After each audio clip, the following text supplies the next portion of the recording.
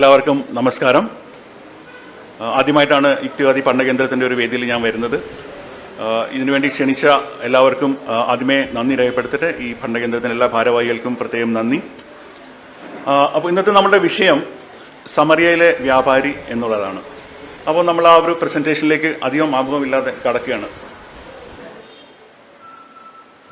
Samaria നമ്മൾ വളരെ കേട്ടിട്ടുള്ള, എസ്പെഷ്യലി ബൈബിളിൽ നിന്ന് ആളുകൾ കേട്ടിട്ടുള്ള ഒരു സ്ഥലമാണ് സമറിയ. ഒരു നല്ല സമറിയാക്കാരൻ എന്നുള്ളൊരു വ്യക്തിയോടനുബന്ധിച്ചിട്ടാണ് ഈ ഒരു വാക്ക് നമ്മൾ കേട്ടിട്ടുള്ളത്. ഇദ്ദേഹം ഒരു വ്യക്തിയെ രക്ഷിച്ച കഥയിൽ നിന്നാണ് ഈ സമറിയാക്കാരൻ എന്ന് പറയുന്ന വ്യക്തി, ഒരു നല്ല സമറിയാക്കാരൻ എന്നൊരു കഥ വരുന്നത്. അപ്പോൾ ഒരു മനുഷ്യൻ യാത്ര പോകുന്നു, കൊള്ളക്കാർ അദ്ദേഹത്തെ ആക്രമിക്കുന്നു, അദ്ദേഹത്തിൻ്റെ വസ്ത്രവും അദ്ദേഹത്തിൻ്റെ വിലപിടിപ്പുള്ള സാധനങ്ങളെല്ലാം അവർ എടുക്കുന്നു. അതിനുശേഷം ഇദ്ദേഹത്തെ അർദ്ധപ്രാണനായിട്ട് വഴിയിൽ ഉപേക്ഷിച്ച് പോകുന്നു. കുറേ ആളുകൾ, ഇദ്ദേഹം ഒരു ജൂതനാണ് ഈ പോകുന്ന മനുഷ്യൻ, ജൂതരായ മറ്റു ചില പുരോഹിതരും ഒക്കെ അദ്ദേഹത്തെ കണ്ടിട്ട് അദ്ദേഹത്തെ ശ്രദ്ധിക്കാതെ കടന്നു പോകുന്നു. അതേസമയം യൂതന്മാർ ഇഷ്ടപ്പെടാത്ത സമറിയാക്കാർ എന്ന് പറയുന്ന ഒരു സമൂഹത്തിൽപ്പെട്ട ഒരാൾ ഇദ്ദേഹത്തെ കാണുന്നു, അദ്ദേഹത്തെ രക്ഷിക്കുന്നു. അങ്ങനെ ഒരു കഥയാണ്. അപ്പോൾ അങ്ങനത്തെ ഒരു സിറ്റുവേഷനിൽ അദ്ദേഹത്തിന്റെ സ്വന്തം സമുദായക്കാരായ ജൂതന്മാരല്ല, അവർ ജൂതന്മാർ വെറുക്കുന്ന സമറിയാക്കാരാണ് ഇദ്ദേഹത്തിന്റെ ശരിയായ അയൽക്കാരൻ എന്നൊരു കഥ ആണ് ഇത് വരുന്നത്. ഇവിടെയാണ് നമ്മൾ ഈ സമറിയ എന്ന് പറയുന്നത്, ഒരു പക്ഷേ ഈ സമറിയാക്കാരൻ എന്ന് പറയുന്നത് ഇന്ന് നല്ല പ്രവർത്തികൾ ചെയ്യുന്ന ആളുകൾക്കുള്ള ഒരു പ്രതീകമായിട്ടാണ് പൊതുവെ നമ്മൾ ഇന്ന് എടുക്കുന്നത്. അതേസമയം നമ്മൾ അത്ര നല്ലതല്ലാത്ത ഒരു പശ്ചാത്തലത്തിൽ പറയുന്ന ഒരു കഥയാണ്, ഷേക്സ്പിയറിന്റെ പ്രസിദ്ധമായ ഒരു കഥയാണ് വെനീസിലെ വ്യാപാരി. അതൊരു വഞ്ചനയുടെ കഥയാണ്. ഒരു വ്യക്തി പൈസ കടം കൊടുക്കുന്നു. ആ വ്യക്തിയുടെ ശരീരത്തിൽ നിന്ന് ഒരു റാത്തൽ മാംസം, അത് കടം തിരിച്ചു കൊടുക്കാൻ സാധിച്ചില്ല, ഒരു റാത്തൽ മാംസം അയാളുടെ ശരീരത്തിൽ നിന്ന് തിരിച്ചു വേണം എന്നുള്ളൊരു കോൺട്രാക്ട്, ഒരു കരാർ ഒപ്പിടുന്നു. അങ്ങനെ അദ്ദേഹത്തെ ചതിച്ചു കൊല്ലാൻ ശ്രമിക്കുന്ന ഒരു കഥയാണ് ഈ വെനീസിലെ വ്യാപാരിയുടെ കഥ. ഈ വെനീസിലെ വ്യാപാരി സന്ദർഭവശാൽ അദ്ദേഹം ഒരു ജൂതനാണ്. ഈ കടം കൊടുക്കുന്ന വ്യക്തി ക്രിസ്ത്യാനിയാണ്. അതിനോടുള്ള ആ സാമൂഹ്യ പശ്ചാത്തലത്തിലുള്ള ചില ഇക്വേഷൻസും അതിൻ്റെ അകത്തുണ്ട്, ചില സമവാക്യങ്ങൾ അതിൻ്റെ അകത്തുണ്ട്. അപ്പോൾ ഒരു വ്യക്തി, കടം കൊടുക്കുന്ന വ്യക്തി ജൂതൻ, കടം വാങ്ങുന്ന വ്യക്തി ക്രിസ്ത്യാനി.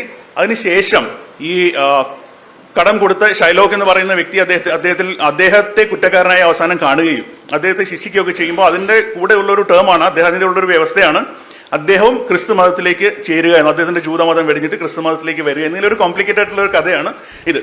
അപ്പോൾ നമ്മൾ ഈ ആ ഒരു കാലത്തെ മധ്യപൗരസ്ത്യ ദേശം, മിഡിൽ ഈസ്റ്റേൺ ആ ഒരു ദേശം നോക്കിക്കഴിഞ്ഞാൽ അതിൻ്റെ ഒരു മാപ്പാണ് നമ്മൾ ഈ സ്ക്രീനിൽ കാണുന്നത്. ഇന്നത്തെ നമ്മൾ ഇസ്രായേൽ ജെറുസലേമിൻ്റെ ആ ഒരു ഭാഗത്തായിട്ടാണ് സമറിയ വരുന്നത്.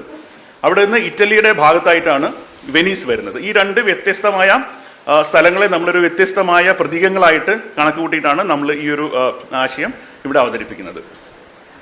അപ്പോൾ നമ്മൾ ഇന്നത്തെ ഒരു കാരുണ്യം അഥവാ ചാരിറ്റി, ഈ ഒരു കാര്യം, ഈ ഒരു സേവനം എന്നുള്ള നിലയിൽ സമൂഹത്തിൽ അവതരിപ്പിക്കുകയും അതിനെ എന്നാൽ ചിലർ വ്യാപാരമാക്കി തീർക്കുകയും ചെയ്യുന്ന ഒരു കാര്യത്തെക്കുറിച്ചാണ് ആ ഒരു സിറ്റുവേഷൻ. പ്രത്യേകിച്ച് മതം ചെയ്യുന്ന ചാരിറ്റി, അവർക്ക് ആക്ച്വലി ആ ചാരിറ്റിക്കൽ ഇത് ധർമ്മസ്ഥാപനമായിട്ടാണോ അത് നടത്തുന്നത്, അതെയോ അവർക്ക് അതിലപ്പുറമായ ലക്ഷ്യങ്ങളുണ്ടോ, എന്തിനു വേണ്ടി അവരിത് നടത്തുന്നു എന്നുള്ളതിലേക്കുള്ള ഒരു അന്വേഷണമാണ് നമ്മൾ ഇതിലൂടെ ചെയ്യുന്നത്.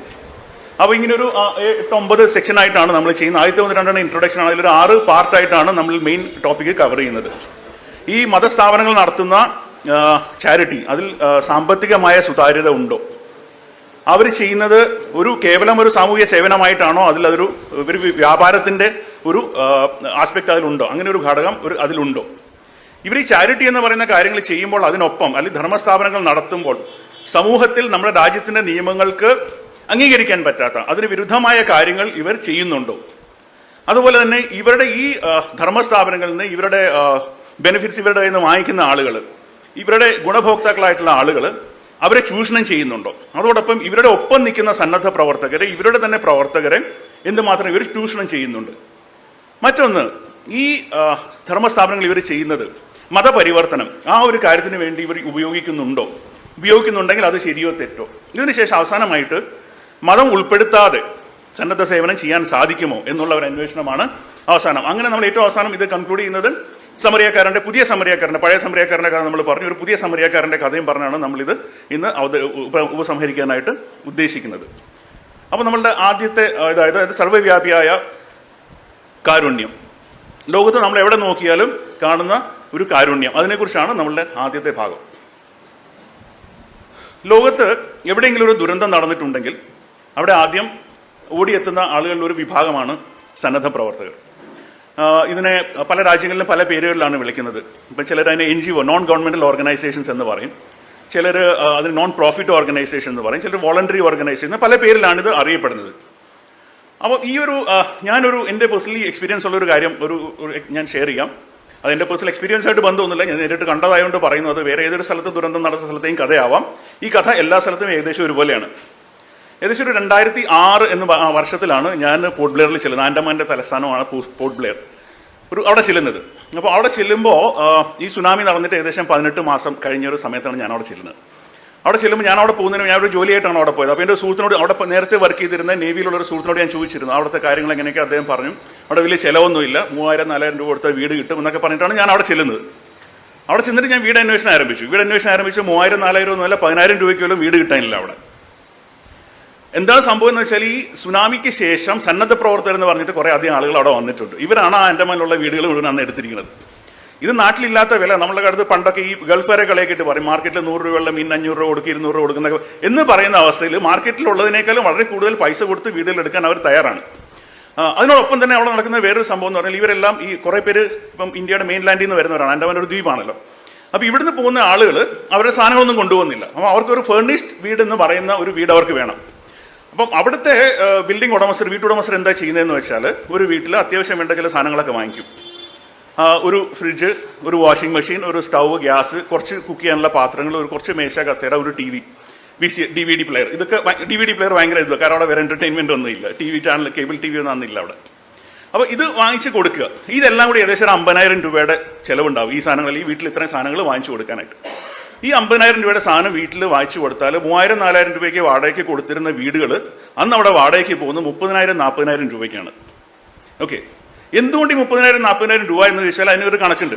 കാര്യം, പല സന്നദ്ധ സംഘടനകൾ അവിടെ വർക്ക് ചെയ്യുന്ന അമേരിക്കയിൽ നിന്നുള്ള പണം സ്വീകരിച്ചിട്ടാണ്. അല്ലെങ്കിൽ അമേരിക്കയിലുള്ള സന്നദ്ധ സംഘടനകളോട് ഇവിടുത്തെ പ്രവർത്തകരായിട്ടോ അല്ലെങ്കിൽ അവരുടെ അസോസിയേറ്റ് ആയിട്ടുള്ള ഒരു കമ്പനി, അങ്ങനത്തെ ഒരു സംഘടന രൂപീകരിച്ചിട്ടുമാണ് അവരിവിടെ പ്രവർത്തിക്കുന്നത്. അപ്പോൾ അവിടുത്തെ ഒരു ശരാശരി, അമേരിക്കയിൽ ഒരു ശരാശരി നിലവാരം വെച്ചിട്ട് $1000 ഒരു സന്നദ്ധ പ്രവർത്തകന്റെ വീടിനും അയാളുടെ ചെലവിനും വേണ്ടിയിട്ട്, അക്കോമഡേഷന് വേണ്ടിയിട്ട് അവർ കൊടുക്കാൻ തയ്യാറാവുന്നത്. ഈ $1000 ഇന്ത്യയിൽ വരുന്ന സമയത്ത് അന്നത്തെ നിലവാരം അനുസരിച്ച് ഏകദേശം 30,000-40,000 രൂപയുടെ അടുക്ക വരും. ഈ 40,000 രൂപയാണ് 3,000-4,000 രൂപ വാടക വേണ്ട സ്ഥലത്ത്, അല്ലെങ്കിൽ ചെറിയ അത്യാവശ്യം സൗകര്യങ്ങൾ വേണ്ട സ്ഥലത്ത് അത് ഉപയോഗിച്ച് സന്നദ്ധ പ്രവർത്തകർ എന്ന് പറയുന്ന ചിലർ ആർഭാടമായിട്ട് ജീവിക്കുകയും അവിടുത്തെ ജീവിത നിലവാരം അനാവശ്യമായി ഉയർത്തുകയും അവിടെ വീടുകൾ ലഭ്യമല്ലാത്തൊരു സിറ്റുവേഷൻ അവിടെ വരുന്നത്. ഇത് ഒരു സ്ഥലത്തെ കഥയല്ല. ഓക്കെ, ഇനി സന്നദ്ധ പ്രവർത്തനങ്ങളിലേക്ക് പോയി കഴിഞ്ഞാൽ അതിലും രസമാണ്. ഇവിടെ കൊടുക്കുന്നത് എന്താണ്? ആളുകൾക്ക് സുനാമി വന്നു, വീട് പോയി, അതിന് ഗവൺമെൻറ് പല കാര്യങ്ങൾ ചെയ്യുന്നതോടെ സന്നദ്ധ സംഘടനകൾ വരുന്ന ഒരു ഫോർമുലയായിട്ടാണ് അവർ വരുന്നത്. ഇവരെന്താണ് ചെയ്യുന്നതെന്ന് പറഞ്ഞാൽ, ഒരു സന്നദ്ധ സംഘടന ഒരു ട്രക്ക് ലോഡ് അല്ലെങ്കിൽ ഒരു കണ്ടെയ്നർ നിറച്ച് പ്രഷർ കുക്കറായിട്ട് വരുന്നു. എല്ലാ വീട്ടിലും പ്രഷർ കുക്കർ കൊടുക്കുന്നു. അടുത്ത സന്നദ്ധ സംഘടന വീണ്ടും പ്രഷർ കുക്കറുമായിട്ട് വരുന്നു. അപ്പോൾ ഒരു വീട്ടിൽ 5-6 പ്രഷർ കുക്കറുകൾ ഇങ്ങനെ പലരായിട്ട് കൊടുത്തുകൊണ്ടിരിക്കുകയാണ്. ചിലർ ഗ്യാസ് സ്റ്റവ്, മണ്ണെണ്ണ സ്റ്റവ് കൊടുക്കുന്നു. അവിടെ ഇങ്ങനെ പരിഷ്കൃതമായ നമ്മളെപ്പോലുള്ള ആളുകൾ, അവിടെ ദ്വീപാണെന്ന് വെച്ചിട്ട് അവിടെ അപരിഷ്കൃതരൊന്നും ആദിവാസികളാണ്, അവർക്ക് വേറൊരു സ്ഥലത്താണ്. ബാക്കിയുള്ളവർ നമ്മളെപ്പോലെ ഗ്യാസ് ഒക്കെ ഉപയോഗിച്ചാണ്. പക്ഷെ അവർക്ക് മണ്ണെണ്ണ സ്റ്റവ്, അവർക്ക് ഉപയോഗമില്ലാത്ത സാധനങ്ങൾ കൊണ്ട് കൊടുക്കുക. അതുപോലെ വളരെ ചെറിയ തോതിൽ കൃഷിയുള്ളൂ അവിടെ. പക്ഷെ ഈ സുനാമി ബാധിത മറ്റ് സ്ഥലങ്ങളിലോ അല്ലെങ്കിൽ ഒരു ഭൂകമ്പം നടക്കുന്ന സ്ഥലത്തേക്ക് കൊടുക്കുന്ന പോലെ ആയിരിക്കാം. എന്ത് ഫോമുല വെച്ചിട്ടാണെന്ന് അറിയത്തില്ല. ഡീസൽ പമ്പ് സെറ്റുകൾ, വെള്ളം അടിക്കുന്ന പമ്പ് സെറ്റുകൾ, പമ്പ് ചെയ്യുന്ന പമ്പ് സെറ്റുകൾ പല വീടുകളിൽ, ചില 3-4 ഒക്കെ ചില വീടിൻ്റെ മുന്നിൽ ഞാൻ കണ്ടിട്ടുണ്ട്, ഇങ്ങനെ കൂട്ടിയിട്ടിരിക്കുകയാണ്. ഇതൊക്കെ അവർ ഒരു സ്ഥലത്ത് നിന്ന് ആരോ കൊടുക്കുന്നു, അവർ കൊണ്ടുവരുന്നു, വിതരണം ചെയ്യുന്നു. ഇത് വാങ്ങിക്കുന്ന ആൾക്ക് ഇത് പ്രയോജനമുണ്ടോ, ഇതുകൊണ്ട് സമൂഹത്തിൽ എന്ത് ഗുണമുണ്ടെന്ന് ആലോചിക്കുന്നില്ല. ആരോ കൊടുക്കുന്നു, എവിടെയോ തീരുമാനിച്ച ഒരു ഫോർമുല പ്രകാരം ഇത് കൊണ്ടുവരുന്നു, കൊടുക്കുന്നു. അതുപോലെ ടില്ലർ, അവിടെ ഈ ടില്ലർ ഉപയോഗിച്ച് ആരും അധികം കൃഷിയൊന്നും, പച്ചക്കറി കൃഷിയൊന്നും ചെയ്യാറില്ല. നില ഉഴുന്ന കാര്യമായിട്ടുള്ള വളരെ കുറവാണ്. എന്നിട്ടും അവിടെ ഡസൻ കണക്കിനോ 100 കണക്കിനോ ടില്ലറുകൾ ഷിപ്പിൽ കയറ്റി കൊണ്ടുവരുന്നു, ആളുകൾക്ക് കൊടുക്കുന്നു. ഇത് വീടിന് മുന്നിൽ കിടന്ന് തുരുമ്പ് പിടിച്ച് പോകുന്നു. ഇതൊക്കെ ആരോ ചാരിറ്റിക്ക് വേണ്ടി കൊടുക്കുന്ന പൈസയാണ്.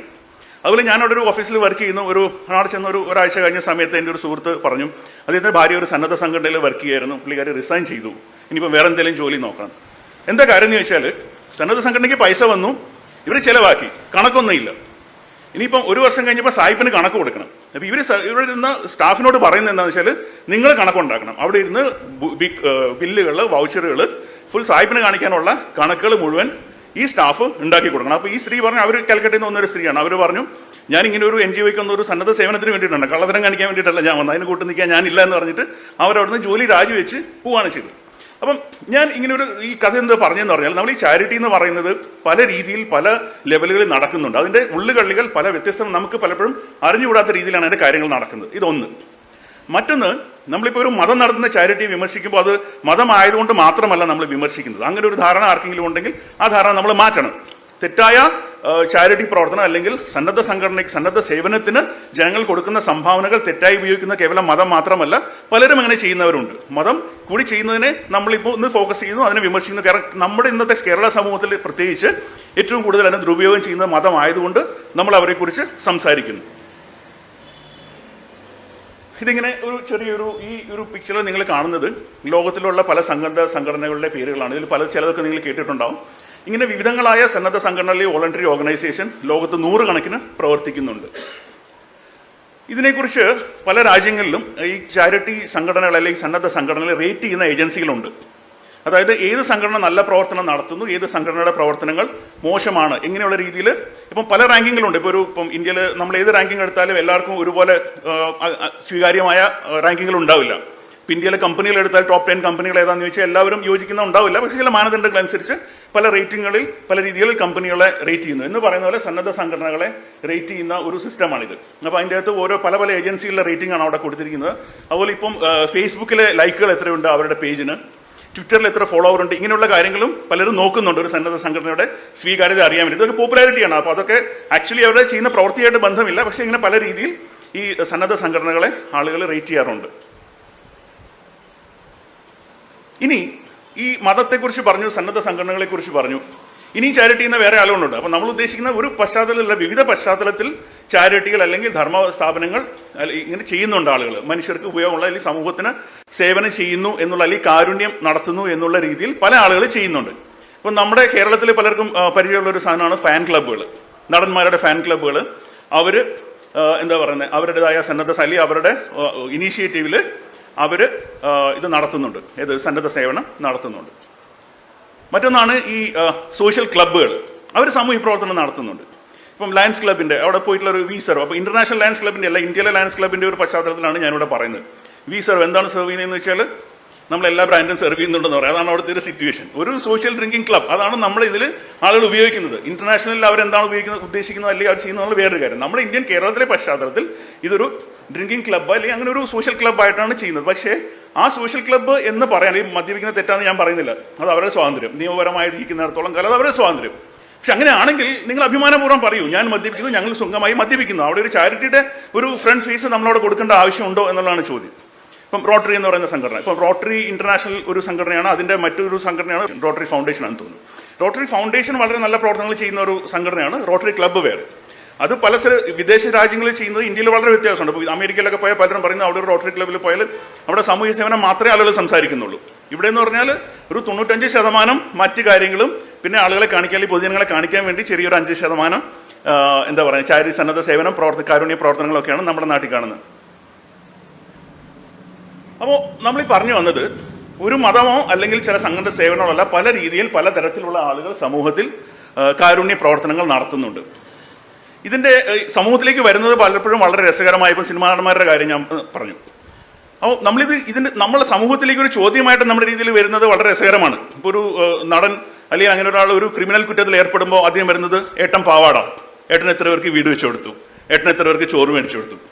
ഇത് വളരെ ദേശീയ തലത്തിൽ വളരെ വ്യാപകമായിട്ട് വന്ന സൽമാൻ ഖാൻ എന്ന് പറയുന്ന നടൻ ഫുട്പാത്തിൽ ഉറങ്ങിക്കിടന്ന ആൾ വണ്ടി ഓടിച്ച് അദ്ദേഹത്തിൻ്റെ ആഡംബര കാർ ഫുട്പാത്തിൽ ഉറങ്ങിക്കിടന്ന ആളുകളെ ഒരാൾ മരിക്കാനും 2 പേർക്ക് പരിക്കേൽക്കാനും ഒക്കെ അത് വളരെ വിവാദമായൊരു സംഭവമായിരുന്നു. ആ ഒരു സാഹചര്യത്തിലാണ് ഇങ്ങനെ ഒരു പാരലായിട്ട് ഒരു ചോദ്യം വരുന്നത്, അല്ലെങ്കിൽ ഒരു പ്രൊപ്പഗൻഡ വരുന്നത്. സൽമാൻ ഖാൻ എത്ര നല്ല മനുഷ്യനാണ്, എത്ര പാവപ്പെട്ടവർക്ക് അദ്ദേഹം വീട് വെച്ച് കൊടുത്തു അല്ലെങ്കിൽ സഹായിച്ചു എന്നുള്ളത്.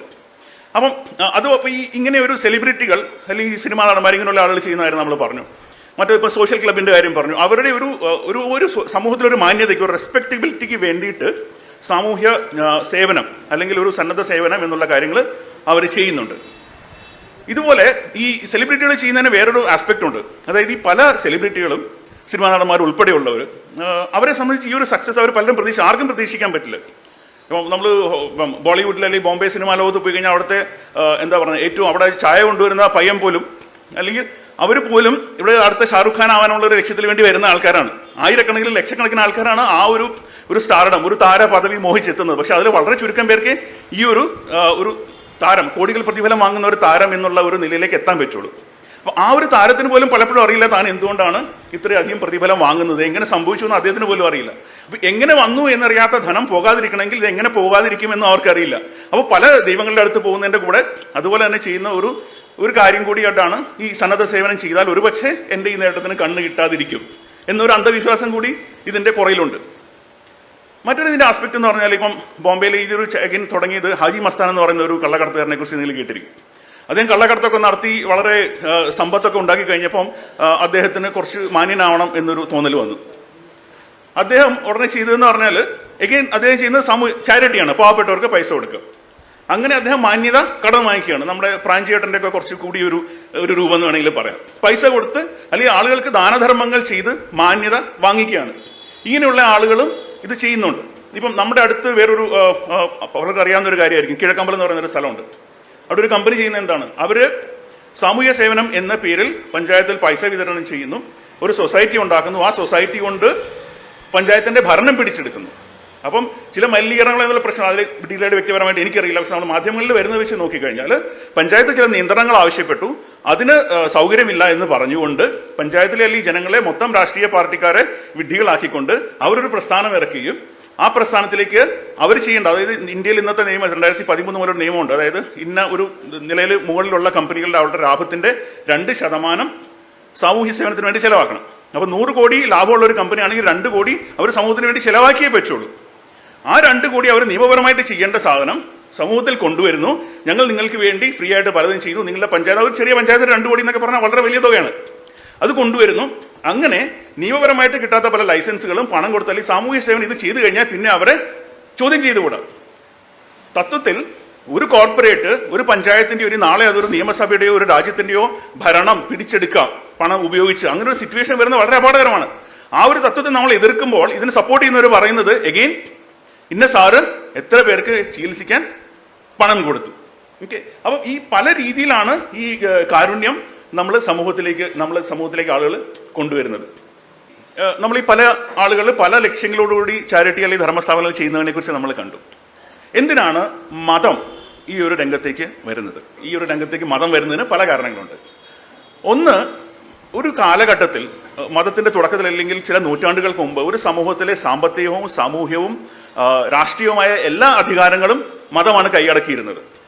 അത് ക്രമേണ രാജാക്കന്മാർ വരികയും രാഷ്ട്രീയ അധികാരം നഷ്ടപ്പെടുകയും പിന്നീട് സാമ്പത്തിക അധികാരം നഷ്ടപ്പെടുകയും സാമൂഹ്യമായ ചില നിയന്ത്രണങ്ങൾ മാത്രം മതത്തിന്റെ കയ്യിലേക്ക് വരികയും ചെയ്ത ഒരു സാഹചര്യമുണ്ട്.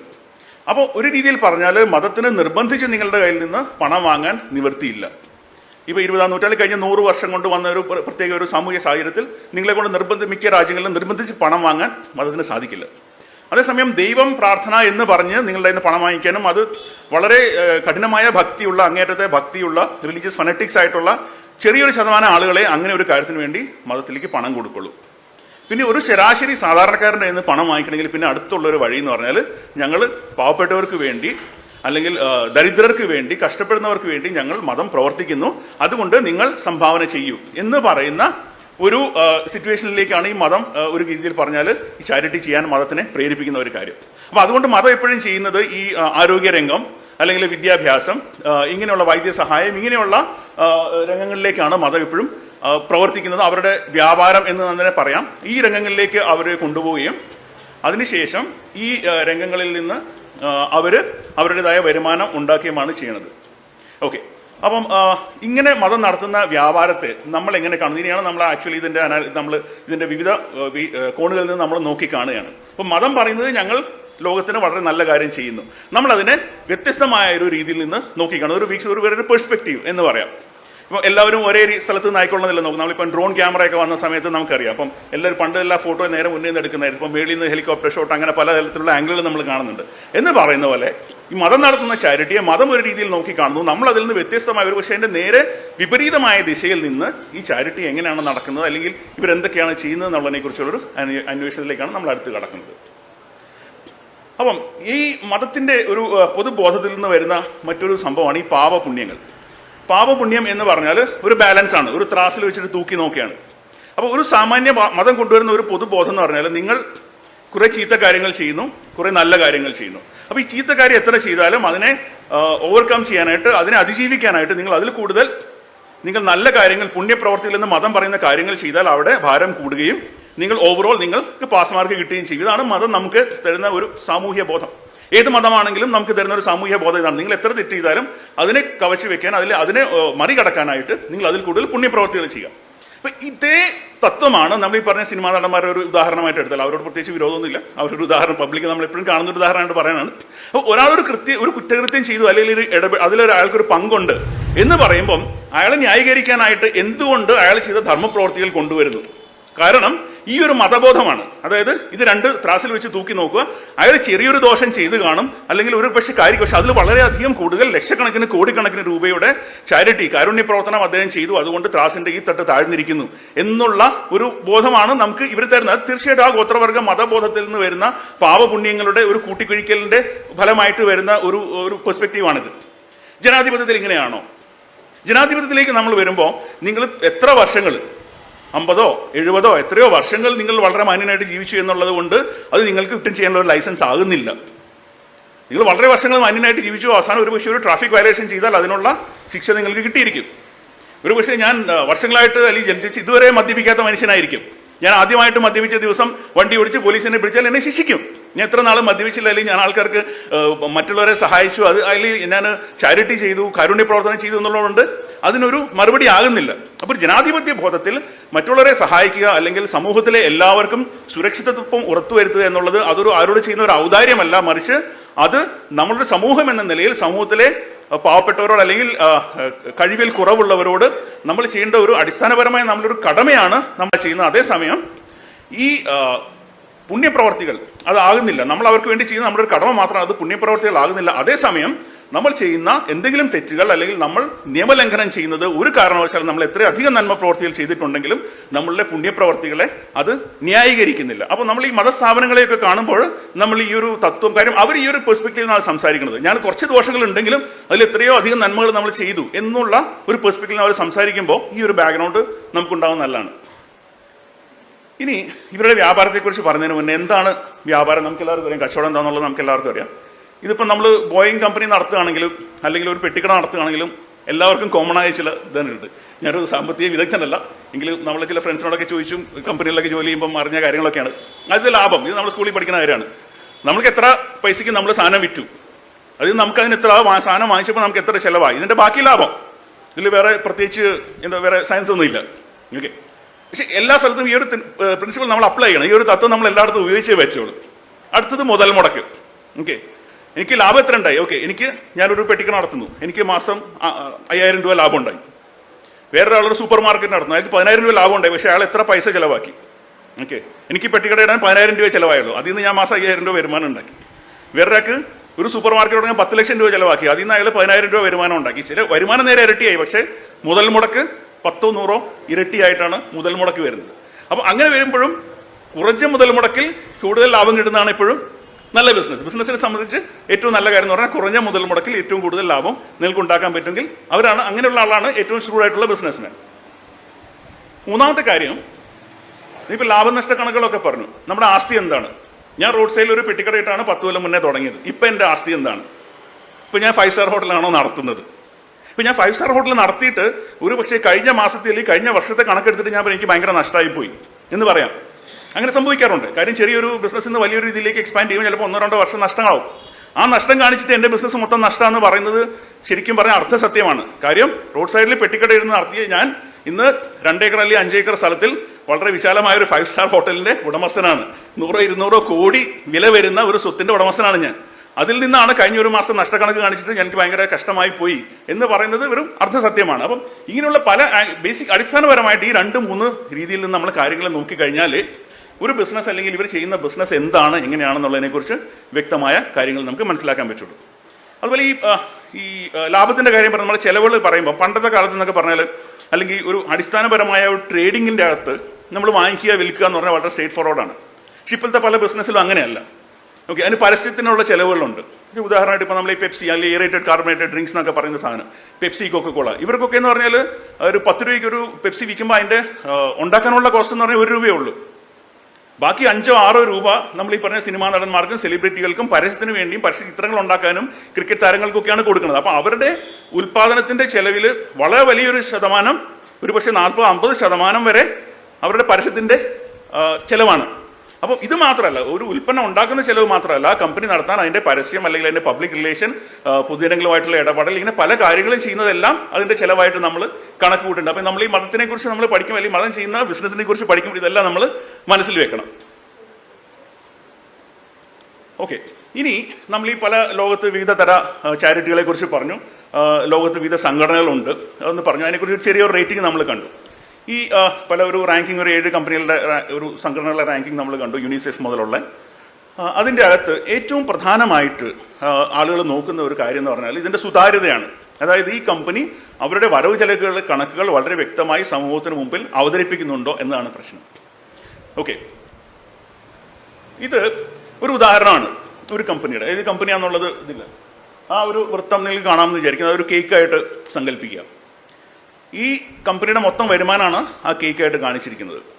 അതിൽ നിന്ന് ഈ ആക്ച്വലി കാരുണ്യ പ്രവർത്തനത്തിന് എത്ര ശതമാനം പൈസ പോയി എന്നുള്ളതാണ്. അപ്പോൾ വിദേശ രാജ്യങ്ങളിൽ മിക്ക സ്ഥലത്തിന് വ്യക്തമായ മാർഗരേഖകളുണ്ട്. ഈ കണക്കുകൾ പൊതുജനങ്ങൾക്ക് കാണാൻ വേണ്ടി ഇത് പ്രസിദ്ധീകരിച്ചേ പറ്റൂ. അപ്പോൾ ഇതിൽ കാണുന്നത് 73%, അതായത് ആ സംഘടനയ്ക്ക് 100 രൂപ കിട്ടിയിട്ടുണ്ടെങ്കിൽ 73.2 രൂപ അവർ ആക്ച്വലി പാവപ്പെട്ടവർക്കോ അല്ലെങ്കിൽ അവർ എന്ത് ചാരിറ്റി അല്ലെങ്കിൽ ധർമ്മസ്ഥാപനം അവർ ഉദ്ദേശിച്ചോ ആ കാര്യത്തിന് വേണ്ടി ചെലവാക്കി. ബാക്കിയുള്ളതാണ് അവരുടെ അക്കൗണ്ടിങ് ആൻഡ് അഡ്മിനിസ്ട്രേഷൻ. അതിന് വേണ്ട 9%, അതായത് അവരുടെ ഓഫീസ് കാര്യങ്ങൾ, ഭരണപരമായ കാര്യങ്ങൾ, അവരുടെ വണ്ടി, ടാക്സി, വാട്ടെവർ, ഇങ്ങനെ ഭരണപരമായ ചെലവുകളെല്ലാം കൂടി 9%. കൊമേഴ്സ്യൽ ആക്ടിവിറ്റി, അപ്പോൾ ചില സന്നദ്ധ സംഘടന അവരുടെ ടീഷർട്ട്, ക്യാപ്പ് അല്ലെങ്കിൽ ബാഗ് ഇങ്ങനെ സാധനങ്ങൾ ഉണ്ടാക്കി വിൽക്കാറുണ്ട്. അപ്പോൾ ആ ഒരു ആക്ടിവിറ്റിക്കാണ് അവരുടെ 6% പൈസ ചിലവായത്.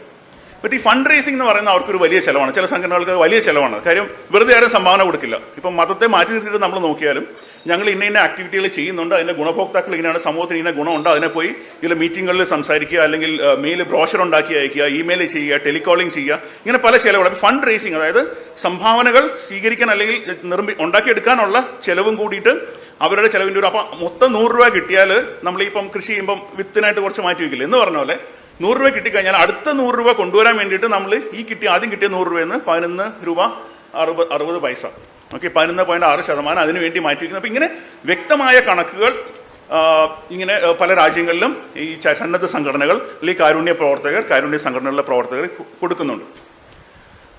അത് ചിലവ് മാത്രമല്ല, വരവും ഇങ്ങനെ വളരെ വ്യക്തമായിട്ട്. ഇതിപ്പം UK-യുടെ റെഡ് ക്രോസ് എന്ന് പറയുന്ന സംഘടനയുടെ 14-15 വർഷത്തെ ഞാൻ തോന്നുന്നു അവരുടെ കണക്കാണ്. അവരുടെ വരുമാനമാണ് 45% കോൺട്രിബ്യൂഷനിൽ നിന്നാണ് അവരുടെ വരുമാനം വരുന്നത്. 19% അവരുടെ കോൺട്രാക്ട്, അത് അവരുടെ കോൺട്രാക്ട് ഫീസിൽ നിന്നാണ് വരുന്നത്. അതുപോലെ 14% ഗ്രാൻസ് എന്നാണ്, അതായത് ദീർഘകാലത്തേക്ക് പലരും കൊടുത്തിരിക്കുന്ന സംഭാവനകൾ അല്ലെങ്കിൽ ദീർഘകാലത്തേക്ക് വരുന്ന ഗ്രാൻറ്റുകളിൽ നിന്നാണ്.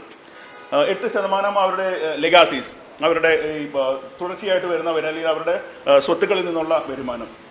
അവർ റീറ്റെയിൽ നടത്തുന്ന വ്യാപാരത്തിൽ നിന്ന് അവർ വിൽക്കുന്ന വസ്തുക്കളിൽ നിന്ന് 3%. ഇങ്ങനെ പല രീതിയിലാണ് അവരുടെ വരുമാനം വളരെ വ്യക്തമായിട്ട് അവർ കാണിക്കുന്നത്. അതുപോലെ തന്നെ വലതുവശം നമ്മൾ ആദ്യം കണ്ട പോലെ 71% അവർ ആക്ച്വലി അവരുടെ പ്രോജക്റ്റിന് വേണ്ടി ചിലവാക്കുന്നു. ബാക്കി ഭരണപരമായ ചിലവുകൾ അങ്ങനെയുള്ളതൊക്കെ വേറെ സെപ്പറേറ്റ് കാണിച്ചിട്ടുണ്ട്. അപ്പോൾ കിട്ടുന്ന പണത്തിൻ്റെ 66%, 2/3 മിനിമം ഈ ഉദ്ദേശിക്കുന്ന ഏത് ലക്ഷ്യത്തിന് വേണ്ടിയിട്ടാണോ പ്രവർത്തിക്കുന്നത്, അപ്പം ശിശുക്കളുടെ വിദ്യാഭ്യാസത്തിന് വേണ്ടിയിട്ട്, കുട്ടികളുടെ വിദ്യാഭ്യാസത്തിന് വേണ്ടിയിട്ട്, ആ ഒരു പ്രവർത്തനത്തിന് വേണ്ടിയിട്ട്, ഓക്കെ, അല്ലെങ്കിൽ വൈദ്യസഹായത്തിന് വേണ്ടിയിട്ടാണല്ലോ യുദ്ധരംഗത്തെ വൈദ്യസഹായം എന്ന് പറഞ്ഞിട്ടാണ് പോണതെങ്കിൽ അങ്ങനെയുള്ള സ്ഥലത്ത് ആ ആക്ച്വലി ചെയ്യുന്ന കാര്യത്തിന് വേണ്ടിയിട്ട് മൊത്തം 100 രൂപ കിട്ടുമ്പോൾ മിനിമം 66% നിങ്ങൾ അവിടെ ചിലവാക്കണം. അപ്പോൾ ഇതിൻ്റെയൊക്കെ ഇങ്ങനെയുള്ള കാര്യങ്ങൾ സ്റ്റഡി ചെയ്തിട്ടാണ് പല ഏജൻസി നമ്മൾ ആദ്യം കണ്ട പോലത്തെ റേറ്റിംഗ് അവിടെ നമുക്ക് കിട്ടുന്നത്. നമ്മൾ ഇന്ത്യയിലോട്ട് വരാം. ഇന്ത്യയിലേക്ക് ധർമ്മസ്ഥാപനങ്ങൾ പല രീതിയിൽ ട്രസ്റ്റുകളായിട്ട്, സൊസൈറ്റികളായിട്ട്, നോൺ പ്രോഫിറ്റ് കമ്പനികളായിട്ട് പല രീതിയിൽ കമ്പനികൾ രജിസ്റ്റർ ചെയ്യാറുണ്ട്.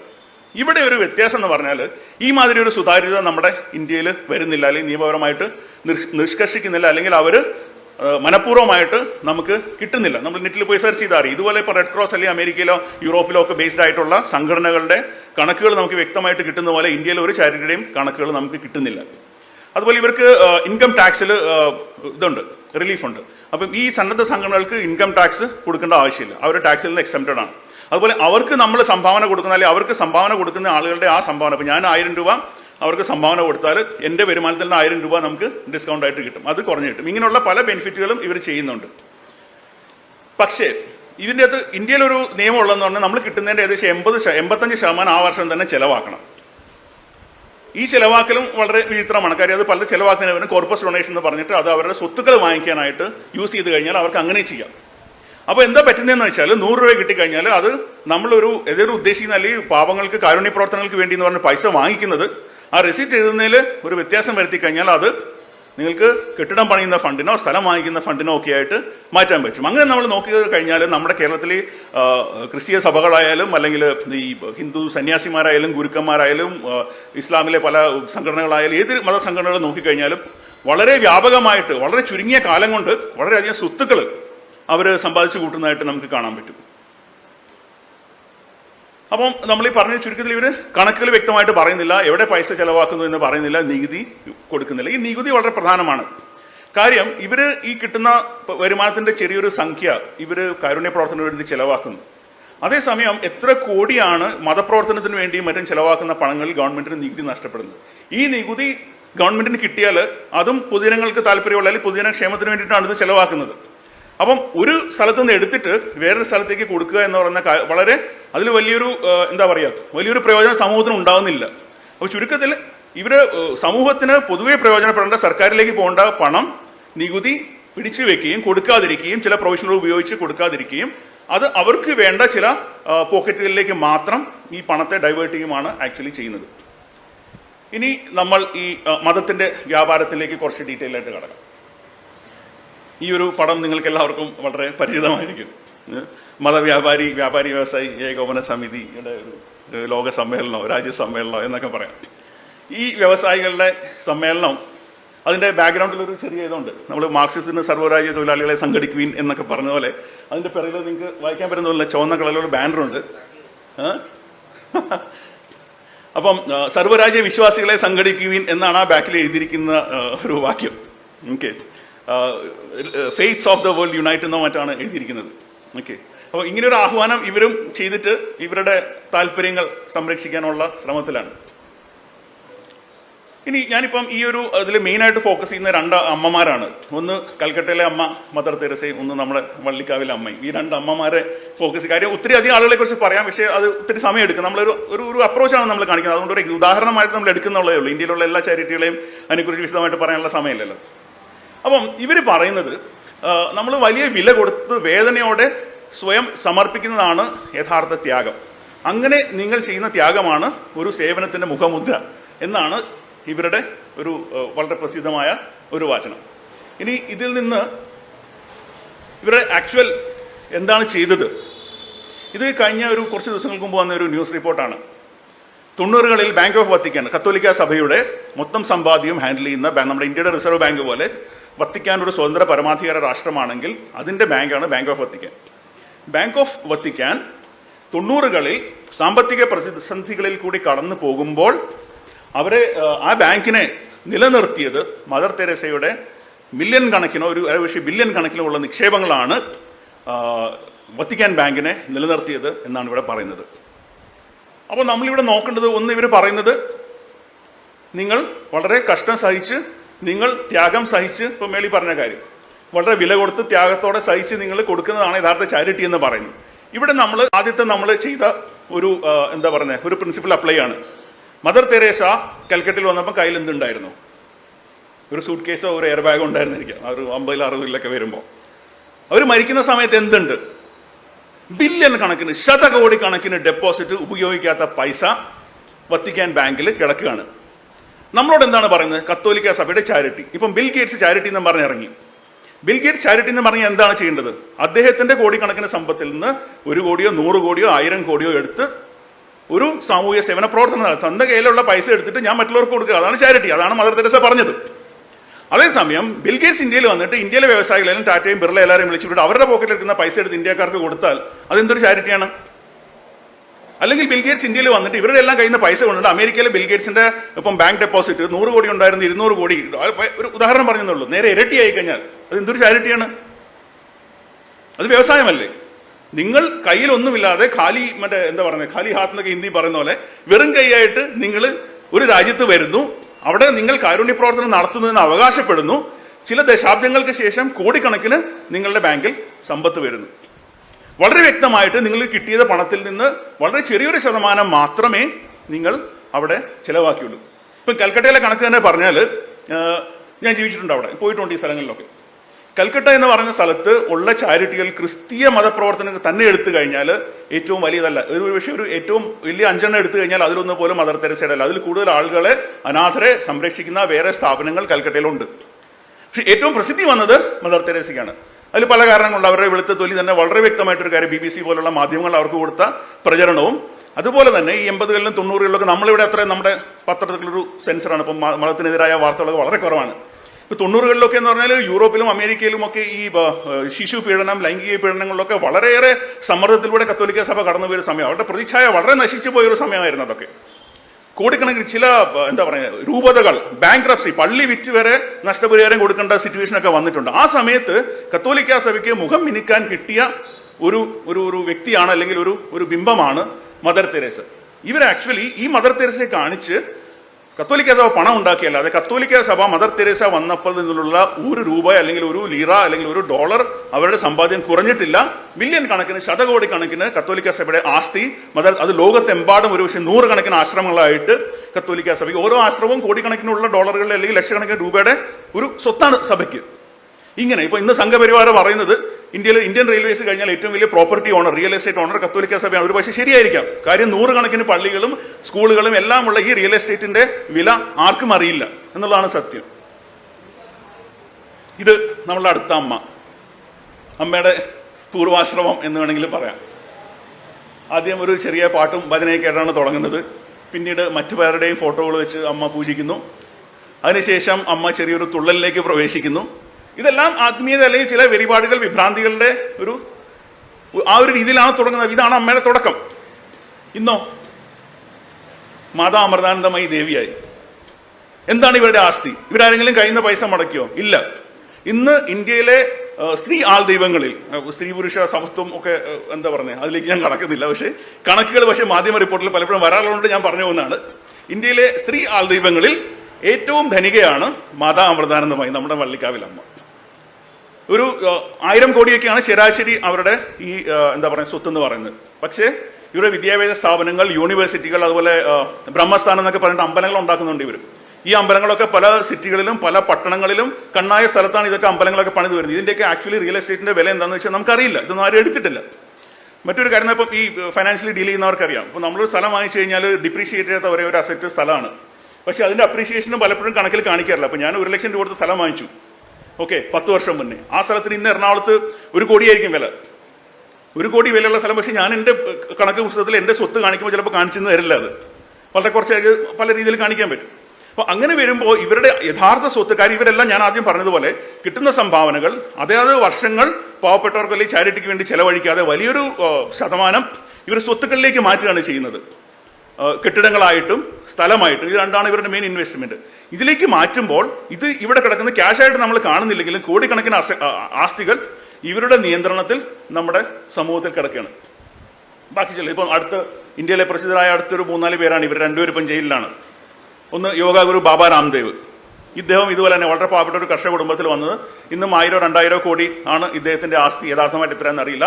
അതിനൊപ്പം ഇദ്ദേഹത്തിന്റെ മതപ്രചാരണം എല്ലാം കൂടി മിക്സ് ചെയ്ത ആ ഒരു രീതി കണ്ടിട്ട് ഗവൺമെന്റ് ഫ്രീ ആയിട്ട് കൊടുത്ത സ്ഥലങ്ങൾ വരെ ഉണ്ട്.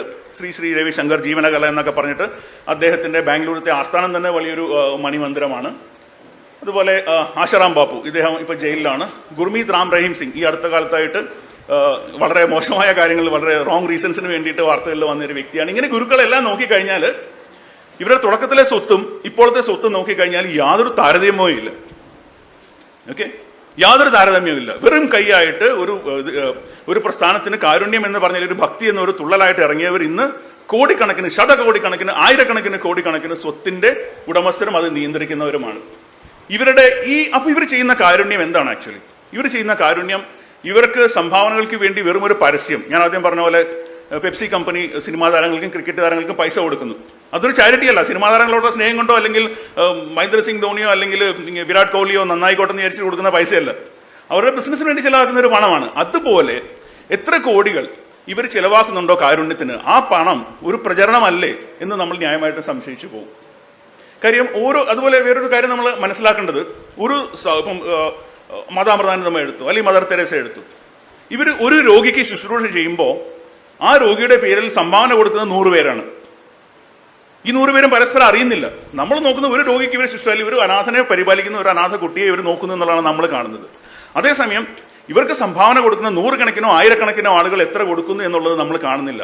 ചുരുക്കത്തിൽ ഈ വരവും ചെലവും തമ്മിലുള്ള വ്യത്യാസം, അല്ലെങ്കിൽ ഈ വരവിൽ നിന്ന് എത്ര ഇവരെടുക്കുന്നു, എത്ര ഇത് അവർ പറയാത്തോളം നമുക്കറിയില്ല. പക്ഷേ ഇവരുടെ അതുകൊണ്ടാണ് നമ്മൾ ഇവരെ ആസ്തി നോക്കുന്നത്. ഇവർ പറഞ്ഞാൽ നമുക്ക് ഒരു പക്ഷേ അറിയാൻ പറ്റില്ല എവിടെ. അവർ പറയാത്തത് കൊണ്ട് നമുക്ക് ആകെ നോക്കുന്നത് തുടക്കത്തിൽ എന്തുണ്ടായിരുന്നു, ഇപ്പൊ കയ്യിൽ എന്തുണ്ട് എന്നുള്ളതാണ്. ഇത് ഞാൻ ആദ്യം പറഞ്ഞ ഒരു പോയിന്റാണ്. അതായത് ഇപ്പം ദുബായ് ഒരു ഉദാഹരണമായിട്ട് എടുത്താൽ എണ്ണപ്പണം കൊണ്ടാണ് അറബ് രാജ്യങ്ങളിലെല്ലാം ഒരു അഭിവൃദ്ധി വന്നത്. അതിൽ ദുബായ് എന്ന് പറയുന്ന സിറ്റി എണ്ണപ്പണത്തെ കംപ്ലീറ്റ്ലി അവർ മാറ്റി. അതിൽ നിന്നുള്ള അവരുടെ നിന്ന് ആ ഒരു വ്യവസായം അവർ ചെയ്യുന്നില്ല. അതിൽ നിന്ന് മാറിയിട്ട് പൂർണ്ണമായി മറ്റുള്ള കാര്യങ്ങളിൽ വ്യവസായം അറേബ്യയിലെ ഒരു സാമ്പത്തിക രംഗത്തിന്റെ ഒരു പ്രധാന സെന്ററായിട്ട് അവർ തീരുകയും അങ്ങനെയുള്ള മറ്റ് ബിസിനസ് വ്യാപാരങ്ങളൊക്കെ ചെയ്തുകൊണ്ട് അതുപോലെ ടൂറിസം ഇങ്ങനെയുള്ള കാര്യങ്ങളിൽ ഫോക്കസ് ചെയ്തുകൊണ്ട് അവരിന്ന് നിലനിൽക്കുകയാണ്. ഇതേ കാര്യം തന്നെയാണ് മതങ്ങളും ചെയ്യുന്നത്. ഈ ദൈവം എന്നുള്ള ആ ഒരു ചരക്കിന്റെ സെയിലബിലിറ്റി, ആ ഒരു വിൽപ്പന ചരക്ക് എന്നുള്ള നില അതിന്റെ മൂല്യം ഇടിഞ്ഞു പോവുകയും സയൻസും ഒക്കെ നമ്മൾ ആദ്യം കേട്ടു അതിനെക്കുറിച്ച്. അപ്പോൾ സയൻസിന്റെ സമൂഹത്തിലുള്ള പ്രചാരം എല്ലാം വന്നു കഴിയുമ്പോൾ ദൈവം എന്നുള്ളതിനെ കുറിച്ചുള്ള പേടി മാറുകയും നമ്മൾ ദൈവം ചെയ്തിരുന്നു എന്ന് പറയുന്ന പല പല കാര്യങ്ങൾ ഓരോന്നായി ശാസ്ത്രം അതിനെ വിശദീകരിക്കുകയും ചെയ്യുന്ന സമയത്ത് ദൈവം എന്നുള്ള ആ ഒരു വിൽപ്പന ചരക്കിന് ഇന്ന് മൂല്യമില്ല. അപ്പോൾ പിന്നെ എന്ത് ചെയ്യും? ഈ ദുബായ് എന്ന് പറയുന്ന സ്ഥലം ഓയിൽ മാറ്റിവെച്ച് പുതിയ ഒരു വരുമാന മാർഗം കണ്ടുപിടിച്ചതുപോലെ മതങ്ങൾ കണ്ടുപിടിച്ച പുതിയ ഒരു വരുമാന മാർഗമാണ് ഈ കാരുണ്യ വ്യാപാരം എന്ന് വേണമെങ്കിൽ പറയാം. അതുപോലെ ഞാൻ ആദ്യം പറഞ്ഞ പോലെ ചെറിയൊരു ശതമാനം മാത്രമേ ഇന്ന് ദൈവത്തിന് വേണ്ടി പണം കൊടുക്കുന്നുള്ളൂ. വലിയൊരു ശതമാനം അമ്മ ഇന്ന പരിപാടി ചെയ്യുന്നുണ്ടല്ലോ, അല്ലെങ്കിൽ കത്തോലിക്ക സഭയ്ക്ക് പണം കൊടുക്കുന്നത് മദർ തെരേസയോ അതുപോലെ ചുരുക്കം ചില അനാഥാലയങ്ങൾ 100 1000 കുട്ടികളെ നോക്കുന്നവരുടെ അനാഥാലയങ്ങളെ കണ്ടിട്ടാണ് കോടിക്കണക്കിന് ആളുകൾ കോടിക്കണക്കിനോ ശതകോടിക്കണക്കിനോ പൈസ ഇവർക്ക് സംഭാവന കൊടുക്കുന്നത്. ഈ വേറൊരു ഇതിൽ ഒരു ചൊല്ലുണ്ട്, ഈ ആനയുടെ പല്ല് പോലെ എന്ന് പറയും. ആനയുടെ പല്ല് എന്ന് പറഞ്ഞാൽ കാണിക്കാൻ ഒരെണ്ണം ചവയ്ക്കാൻ വേറൊരെണ്ണം. നമ്മളെല്ലാം രണ്ടും ഇതാണ്. പക്ഷെ ആനയ്ക്ക് കൊമ്പ് എന്ന് പറയുന്നത് കാണിക്കാൻ മാത്രമേ ഉള്ളൂ, ചവയ്ക്കാൻ പുള്ളി ഉദ്ദേശിക്കുന്നത് ഉപയോഗിക്കുന്നത് വേറെയാണ്. അപ്പോൾ അതുപോലെ ഈ മതത്തിന്റെ ഈ ഇരട്ടത്താപ്പാണ് ഇവിടെ. ഒരു ഭക്തി മൂത്ത ഒരു വിഭാഗത്തിന് മാത്രം ദൈവത്തെക്കുറിച്ച് പറയും, ബാക്കി സമൂഹത്തിലെ 80-90% ആളുകളോട് ചാരിറ്റി കാണിച്ചിട്ട് ഇതിനു വേണ്ടി സംഭാവന പിരിക്കുകയുമാണ് മതങ്ങൾ ചെയ്യുന്നത്. ഇനി അടുത്ത ഒരു ഇതിൽ നമ്മൾ നോക്കുന്നത്, മതം ഈ കാരുണ്യ പ്രവർത്തനങ്ങൾ ചെയ്യുന്നു. നിങ്ങൾ ഒരാൾക്ക് കാരുണ്യ പ്രവർത്തനം ചെയ്യുന്നു, അല്ലെങ്കിൽ ഞാൻ ഒരാൾക്ക് 100 രൂപ കൊടുക്കുന്നു, 1000 രൂപ കൊടുക്കുന്നു, അല്ലെങ്കിൽ ചികിത്സയ്ക്കായിട്ട് പണം കൊടുക്കുന്നു. ഈ കൊടുക്കുന്ന സമയത്ത് ഞാൻ ചെയ്യരുതാത്ത പല കാര്യം, ഞാനൊരു പൈസ കൊടുക്കുന്നു എന്നുള്ളതുകൊണ്ട് എനിക്ക് അദ്ദേഹത്തിന്റെ പുറത്ത് അധികാരം വരുന്നില്ല. എനിക്ക് വേണ്ട കാര്യങ്ങൾ അദ്ദേഹത്തെ കൊണ്ട് ചെയ്യുന്നത് ശരിയല്ല. അപ്പോൾ അങ്ങനെയുള്ള ചില കാര്യങ്ങളെക്കുറിച്ച് നമുക്കൊന്ന് നോക്കാം. ആദ്യമായിട്ടൊരു അച്ഛൻ പറയുന്നു, ഞാൻ മടുത്ത് ഞാൻ പറഞ്ഞു, ദൈവമേ ഈ അട്ടേരെ പിടിച്ച് മെത്തേ കിടത്തിയാ കിടക്കില്ലെന്ന്, അതുകൊണ്ട് ജാതിയുള്ളത് തൂത്ത പോവില്ലെന്ന് എനിക്ക് മനസ്സിലായി എന്ന് പറഞ്ഞ് ചിലപ്പോൾ എനിക്ക് ദേഷ്യം വന്നിട്ടുണ്ട്. ഉറക്കെ പറഞ്ഞ ഹല്ലേലൂയ. അങ്ങനെ ഞാൻ വിഷമിച്ച് ഞാൻ ചോദിച്ചു, കർത്താവ് ഇതുങ്ങളെല്ലാം കൊണ്ട് രക്ഷിക്കാൻ എന്തെങ്കിലും മാർഗം ഉണ്ടെങ്കിൽ എൻ്റെ കർത്താവ് എന്ന് പറഞ്ഞു തന്നാൽ തരക്കേടില്ല. എനിക്ക് സങ്കടമുണ്ട്, ദേഷ്യമുണ്ട്, എൻ്റെ ഒരു വർഷത്തെ അധ്വാനം പരാജയപ്പെടുന്ന വേദനയുണ്ട്. അങ്ങനെ വിഷമിച്ചിരുന്ന സമയത്ത് ഒരു ദിവസം കർത്താവ് ഇടപെട്ട് കർത്താവിൻ്റെ അരികത്ത് എന്ന് പറഞ്ഞു, വട്ടായിലച്ചൻ. അച്ഛൻ്റെ കണ്ണുനീരും കരച്ചിലും ദൈവസന്നിധി കഴിഞ്ഞു. അപ്പോൾ ഇത് ഫാദർ സീവർ ഖാൻ വട്ടായിൽ, വളരെ പ്രസിദ്ധനായ ഒരു കരിസ്മാറ്റിക് ഗുരുവാണ്. ഇതേവിടെ പറഞ്ഞു നിർത്തിയത് സർവശക്തനായ ദൈവം, ഓക്കെ, ആകാശം ഭൂമിയെല്ലാം സൃഷ്ടിച്ചതാണ്. ദൈവം സ്വപ്നത്തിൽ വന്നിട്ട് ഇദ്ദേഹത്തെ വിളിക്കുന്നത് വട്ടായിൽ അച്ഛൻ എന്നാണ്. അതായത് ദൈവം പുള്ളി അച്ഛൻ എന്നാണ് വിളിക്കുന്നത്. അപ്പൊ ദൈവം ആരാണ്, പുള്ളി ആരാണ്? ഓക്കെ, വട്ടായിൽ അച്ഛൻ എന്ന് ദൈവം ഇങ്ങനെ വിളിച്ചിട്ട് ആ സേവിയർ എന്നല്ല വിളിച്ചത്, അച്ഛൻ എന്നാണ്. ദൈവത്തിന്റെ അച്ഛനാണ് പുള്ളി. ഇത് എന്താ കാരണം ഇച്ചിരി തമാശയുള്ള കാര്യം പറഞ്ഞാല്, കാര്യം എന്റെ സ്ഥാനം അവിടെയാണ് എന്ന് കേൾക്കുന്ന ആളുകളോട് പറയാണ്, ദൈവത്തിൽ നിന്ന് വരുന്ന ഒരു അധികാരത്തിന്റെ മുമ്പിൽ നിങ്ങളൊന്നുമല്ല, നിങ്ങളുടെ സർക്കാർ ഒന്നുമല്ല. അപ്പൊ ഇതൊരു ചെറിയൊരു ഉദാഹരണമാണെങ്കിലും മതങ്ങൾ നമ്മൾ വളരെ വ്യക്തമായിട്ട് കാണുന്ന ഒരു അപ്രോച്ചാണ്. ഈ രാജ്യത്തിന്റെ നിയമങ്ങൾ എന്ന് പറയുന്നത് എനിക്കൊരു പുല്ലുമല്ല ഒരു ചുക്കുമല്ല എന്നുള്ളൊരു സമീപനം ഈ ഒരു ആറ്റിറ്റ്യൂഡിൽ നിന്ന്, ഈ ഒരു മനോഭാവത്തിൽ നിന്നാണ് ആ ഒരു സാധനം വരുന്നത്. ഇനി ഇങ്ങനെ അടുത്ത ബാക്കി ഞാൻ സന്തോഷം കൂടെ നിറഞ്ഞു. പിറ്റേ ഞായറാഴ്ച എല്ലാ ജനങ്ങളും വന്ന് കുർബാന അർപ്പിച്ചപ്പോൾ കുർബാനയുടെ മധ്യേ ഞാൻ ജനങ്ങളോട് പറഞ്ഞു, ജനങ്ങളെ നമ്മുടെ പട്ടിണി തീരാൻ പോവാ, നമ്മുടെ കഷ്ടത ഇത് അവസാനിക്കാൻ പോവാ, ഒരു രാജകീയ പാത തെളിഞ്ഞു കഴിഞ്ഞു. സ്വർഗത്തിൽ നിന്നും ഒരു വഴി, നമ്മളെല്ലാവരും രക്ഷപ്പെടാൻ, പള്ളിയും രക്ഷപ്പെടും, നിങ്ങളും രക്ഷപ്പെടും, നിങ്ങളുടെ മക്കളും മക്കളുടെ മക്കളും ഒക്കെ രക്ഷപ്പെടും. ഒരു വഴി സ്വർഗത്തിൽ നിന്ന് എനിക്ക് കിട്ടിയിട്ടുണ്ട്. അപ്പൊ ജനങ്ങൾക്ക് സന്തോഷമായി, അവരുടെ കണ്ണുകളെല്ലാം തിളങ്ങി. എന്നിട്ട് അപ്പോൾ എനിക്ക് കിട്ടിയ വചനം ഞാൻ വായിച്ചു കേൾപ്പിച്ചു. അതാണ് സുഭാഷിതങ്ങളുടെ പുസ്തകം 3-ാം അധ്യായം 9-10 വാക്യങ്ങൾ.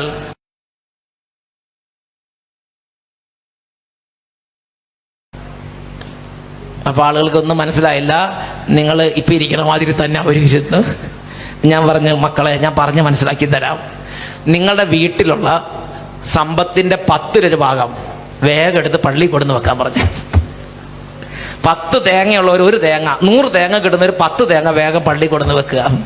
10 പശു ഉണ്ടെങ്കിൽ 1 പശുവിനെ വേഗം പള്ളി കൊടുന്ന് ലേലം വിളിക്കുക.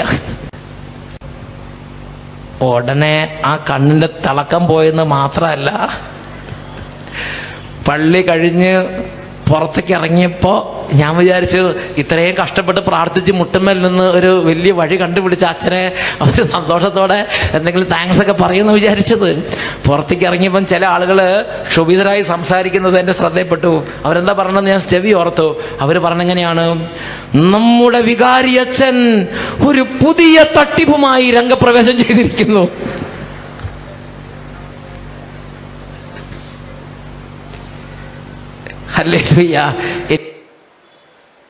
അപ്പോൾ ആളുകൾക്ക് കാര്യം മനസ്സിലായി. വികാരിയച്ഛൻ്റെ പുതിയ തട്ടിപ്പാണെന്നുള്ളത് കേട്ട ആളുകൾക്ക് ഇവരുള്ളവർക്ക് മനസ്സിലായി.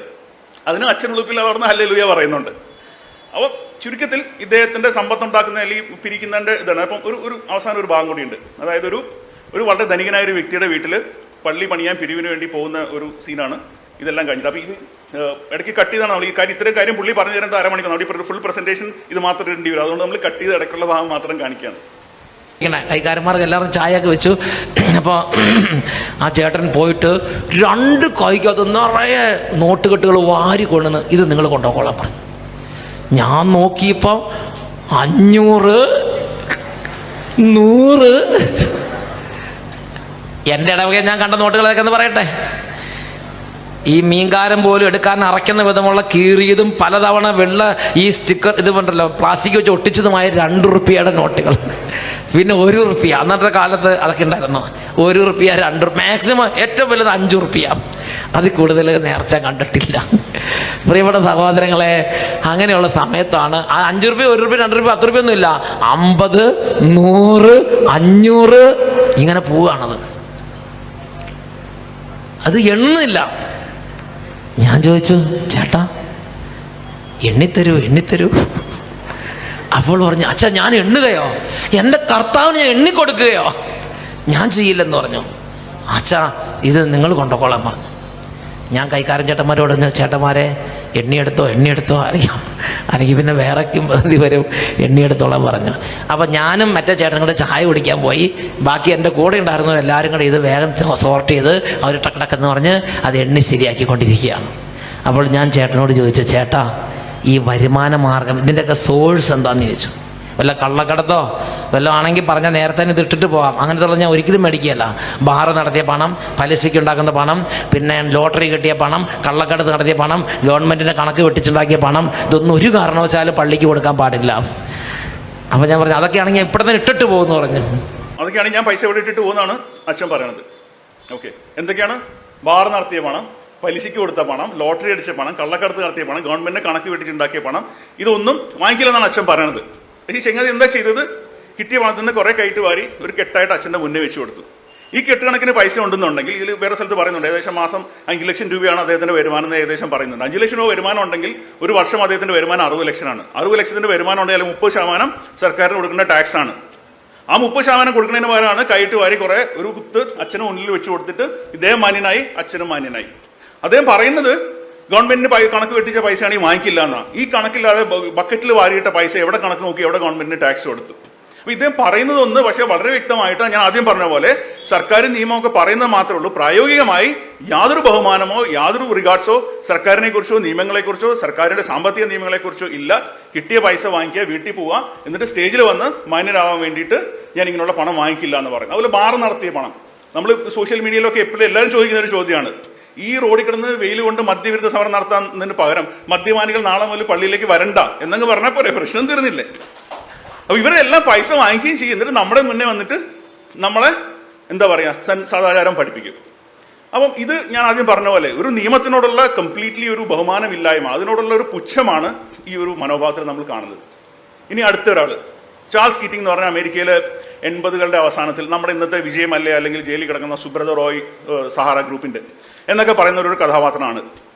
ആയിരക്കണക്കിന് 21,000 ആളുകളെ വെട്ടിച്ചുകൊണ്ട് 300 കോടിയോളം $US പറ്റിച്ച് അങ്ങനെ ഒരു കേസിൽ 20 വർഷം ശിക്ഷിക്കപ്പെട്ട, പിന്നെ കുറച്ച് 5 വർഷം കണ്ടാക്കി ഒരു വ്യക്തിയാണ് ഇദ്ദേഹം.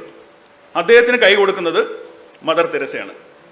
ഇദ്ദേഹത്തിന് ആകെ ഒരു ഗുണം എന്ന് പറയുന്നത് ഇദ്ദേഹം കത്തോലിക്കനായിരുന്നു, മദർ തെരേസയും കത്തോലിക്ക വിശ്വാസിയായിരുന്നു. വലതുവശത്ത് കാണുന്നത് ഇദ്ദേഹത്തെ അറസ്റ്റ് ചെയ്ത് ജയിലിൽ പോയ സമയത്തോ ഉള്ള പടമാണെന്ന് തോന്നുന്നു. അതിന്റെ ഡീറ്റെയിൽസ് ഒക്കെ കാണിച്ചിട്ട് വിദേശ രാജ്യങ്ങളിൽ ചെയ്യുന്ന പോലെ ഒരു പടമാണ് അവിടെ കാണുന്നത്. ഇത് ഈ കീറ്റിംഗ് എന്ന് പറയുന്ന വ്യക്തി അദ്ദേഹം കോടതിയിൽ വിചാരണ നടക്കുന്ന സമയത്ത് വളരെ നിഷ്കളങ്കമായിട്ട് മദർ തെരേസ എഴുതിയ ഒരു കത്താണ്, ലോകത്തെല്ലാവരും കണ്ടിട്ടുള്ള ഒരു കത്താണ്.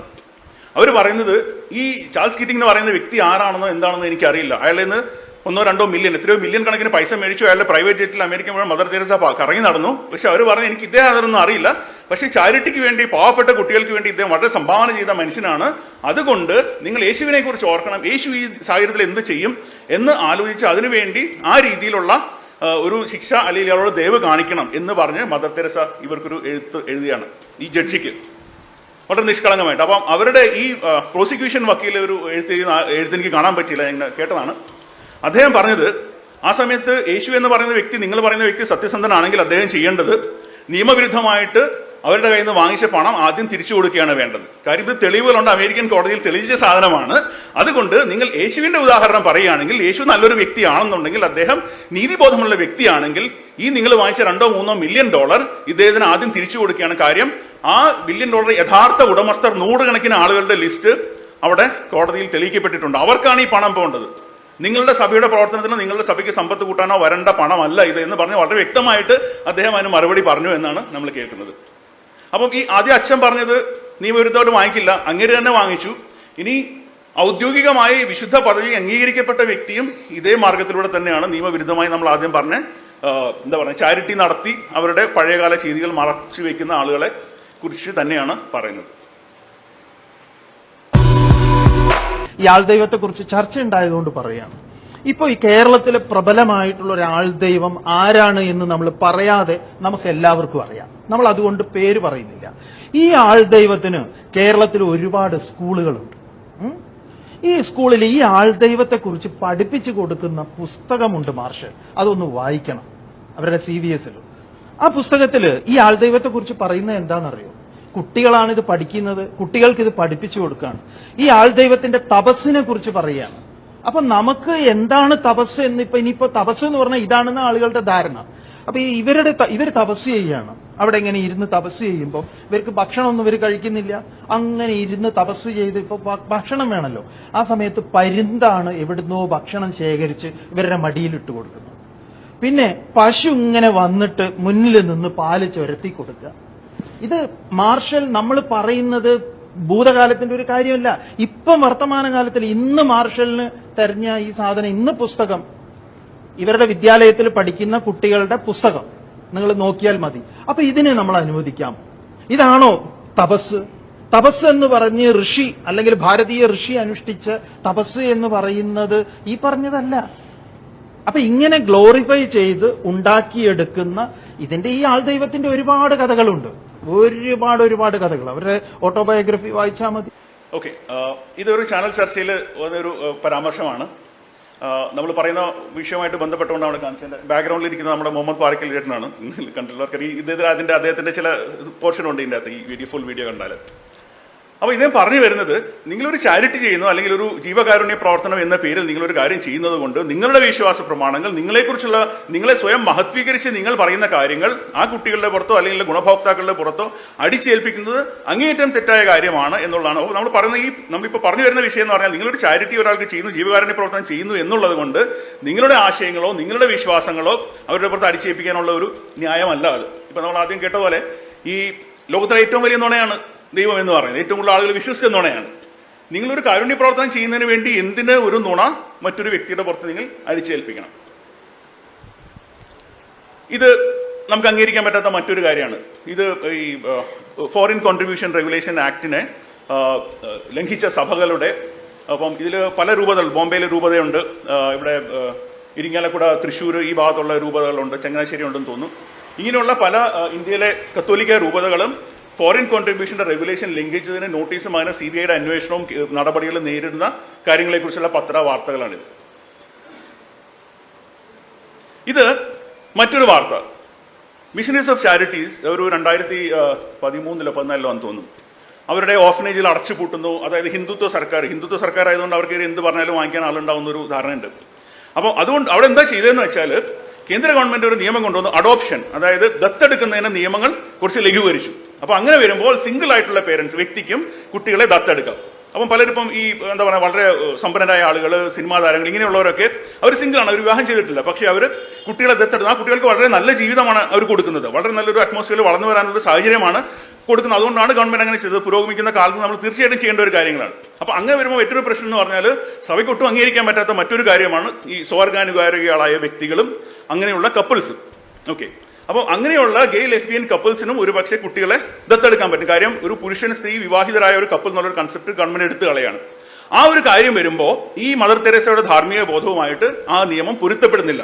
ഉടനെ അവർ ചെയ്യുന്നത്, ഇങ്ങനെയാണെങ്കിൽ ഞങ്ങൾ ഈ കുട്ടികളെ ദത്തെടുക്കുന്നില്ല, ഞങ്ങൾ ഈ പ്രവൃത്തിയിൽ നിന്ന്, ഈ കാരുണ്യ പ്രവൃത്തിയിൽ നിന്ന് മൊത്തത്തിൽ പിന്മാറുകയാണെന്നുള്ള ഒരു ഭീഷണി മുഴക്കി ഗവൺമെന്റ് അത് വഴങ്ങാതെ വന്നപ്പോൾ അവർ ദത്തെടുക്കുന്നത് പൂർണ്ണമായിട്ട് 13 അനാഥാലയങ്ങൾ, മദർ തെരേസയുടെ അനാഥാലയങ്ങൾ അടച്ചുപൂട്ടുകയാണ് ചെയ്തത്.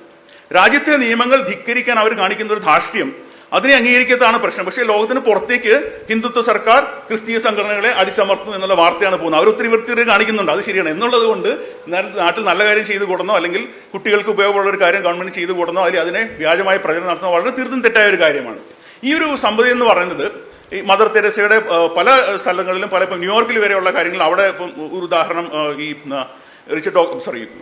ഹിച്ചൻസിന്റെ ബുക്കിൽ പറയുന്നുണ്ട്, മിഷണറി പോസ്റ്റ് എന്നുള്ള ബുക്കിൽ പറയുന്നത്, അവിടെ ഒരു ബിൽഡിംഗ് പണിയുന്നതിന് ലിഫ്റ്റ് വേണം, അവിടുത്തെ റെഗുലേഷൻ അനുസരിച്ച്. പക്ഷേ ഇവർ ലിഫ്റ്റ് കൊടുക്കാൻ തയ്യാറില്ല, കഷ്ടപ്പെടണം. കഷ്ടത അല്ലെങ്കിൽ സഹനം എന്ന് പറയുന്നത് ഇവരുടെ ഒരു പ്രിൻസിപ്പിളാണ്. അവിടെയുള്ള രോഗികളും കഷ്ടപ്പെട്ടോളം എന്നുള്ളതാണ്. പക്ഷെ അങ്ങനെ ഒരു ന്യൂയോർക്കിൽ അവർ സ്ഥാപനം തുടങ്ങാതെ തിരിച്ചു വരികയാണ് ചെയ്തത്. അപ്പം ഇതെല്ലാം ഗവൺമെന്റുകൾ അല്ലെങ്കിൽ ജനാധിപത്യത്തിൽ ഒരു സർക്കാർ തീരുമാനിക്കുന്ന കാര്യങ്ങൾക്ക് പുറത്ത് അവരുടെ മതവിശ്വാസം അടിച്ചേൽപ്പിക്കാനുള്ള ഒരു ശ്രമമാണ് ഇത്. നമ്മൾ കേരളത്തിലെ ചില മുസ്ലിം ധർമ്മശാലകളിൽ, യത്തീം ഖാനകളിൽ, വടക്കൻ കേരളത്തിൽ കുട്ടികളെ കള്ളക്കടത്ത് നടത്തുന്നു, അവിടെ ഹ്യൂമൻ ട്രാഫിക്കിംഗ് നടത്തുന്നു എന്നൊക്കെ പറഞ്ഞ് വലിയൊരു വാർത്ത വരികയും ഒരു അന്വേഷണമൊക്കെ വരികയും ചെയ്തു. അത് പിന്നെ കേസ് തേഞ്ഞു മാഞ്ഞു എന്തായാലും സംഭവിച്ചെന്ന് അറിയില്ല.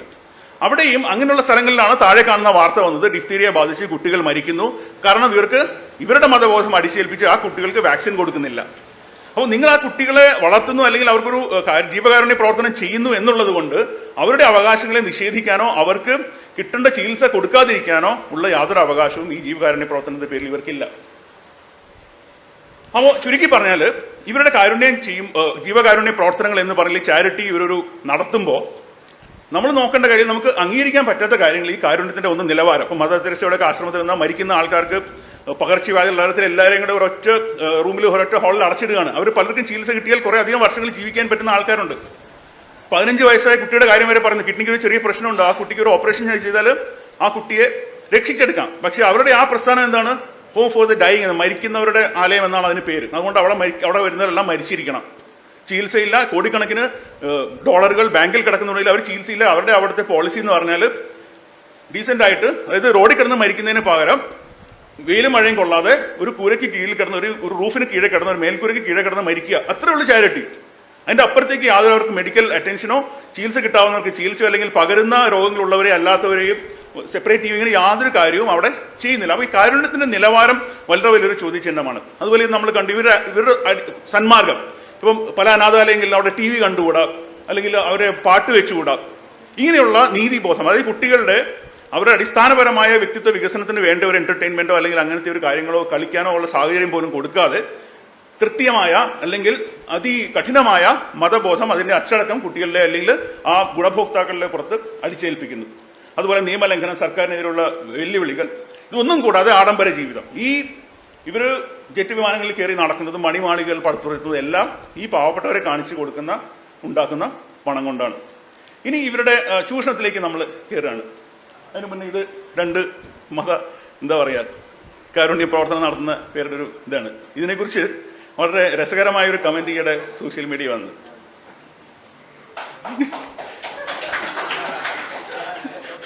ഓക്കെ, വളരെ പ്രസിദ്ധമായ ഷോർട്ട് ഫിലിം, നീ എന്തിനാണ് ചക്കര അച്ഛൻ പട്ടത്തിന് പോയത് എന്നൊരു ചോദ്യം വളരെ രസകരമായിട്ട് ചോദിക്കുന്നുണ്ട്.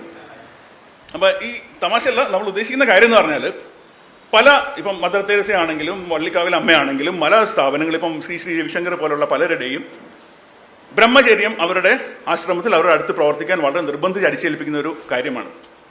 അപ്പം ഇത് ഒരു വ്യക്തിയുടെ സ്വാതന്ത്ര്യത്തിന്റെ മേലുള്ള പൂർണ്ണമായ ഒരു കടന്നുകയറ്റമാണ് ഈ ഒരു അവകാശ ലംഘനത്തിലൂടെ അവർ ചെയ്യും. നിർബന്ധിച്ച് ചെറിയ പ്രായത്തിൽ, ചെറിയ പ്രായത്തിൽ 10-12 വയസ്സൊക്കെയുള്ള പ്രായത്തിൽ ഇവരെ ഇവർക്ക് അറിയില്ല കുടുംബജീവിതം എന്താണെന്നോ ലൈംഗികത എന്താണെന്നോ അല്ലെങ്കിൽ സാമൂഹ്യ ജീവിതം എന്താണെന്നോ ഒരു കരിയർ അല്ലെങ്കിൽ ഒരു ജോലി അല്ലെങ്കിൽ അങ്ങനെയുള്ള ഒരു സ്വന്തം ഒരു ബിസിനസ് എന്ത് ചെയ്യുക അങ്ങനെയുള്ള ജീവിതത്തെക്കുറിച്ച് ഒരു കാഴ്ചപ്പാടും ഇല്ലാത്ത സമയത്ത് വളരെ ചെറുപ്പത്തിൽ ഈ കന്യാസ്ത്രീ ജീവിതം അല്ലെങ്കിൽ അച്ഛന്മാരുടെ ജീവിതം അല്ലെങ്കിൽ ആശ്രമ ജീവിതത്തെ മഹത്വീകരിച്ച് കാണിക്കുക, ഈ കുട്ടികളെ ചെറുപ്പത്തിലെ കമ്മിറ്റ്മെന്റ് വാങ്ങിക്കുകയും പിന്നീട് ആ കമ്മിറ്റ്മെന്റ് കാണിച്ച് പേടിപ്പിച്ച് അവരെ ഈ ഇതിലേക്ക് കൊണ്ടുവരികയൊക്കെ ചെയ്യുന്ന സിറ്റുവേഷൻ ഉണ്ട്.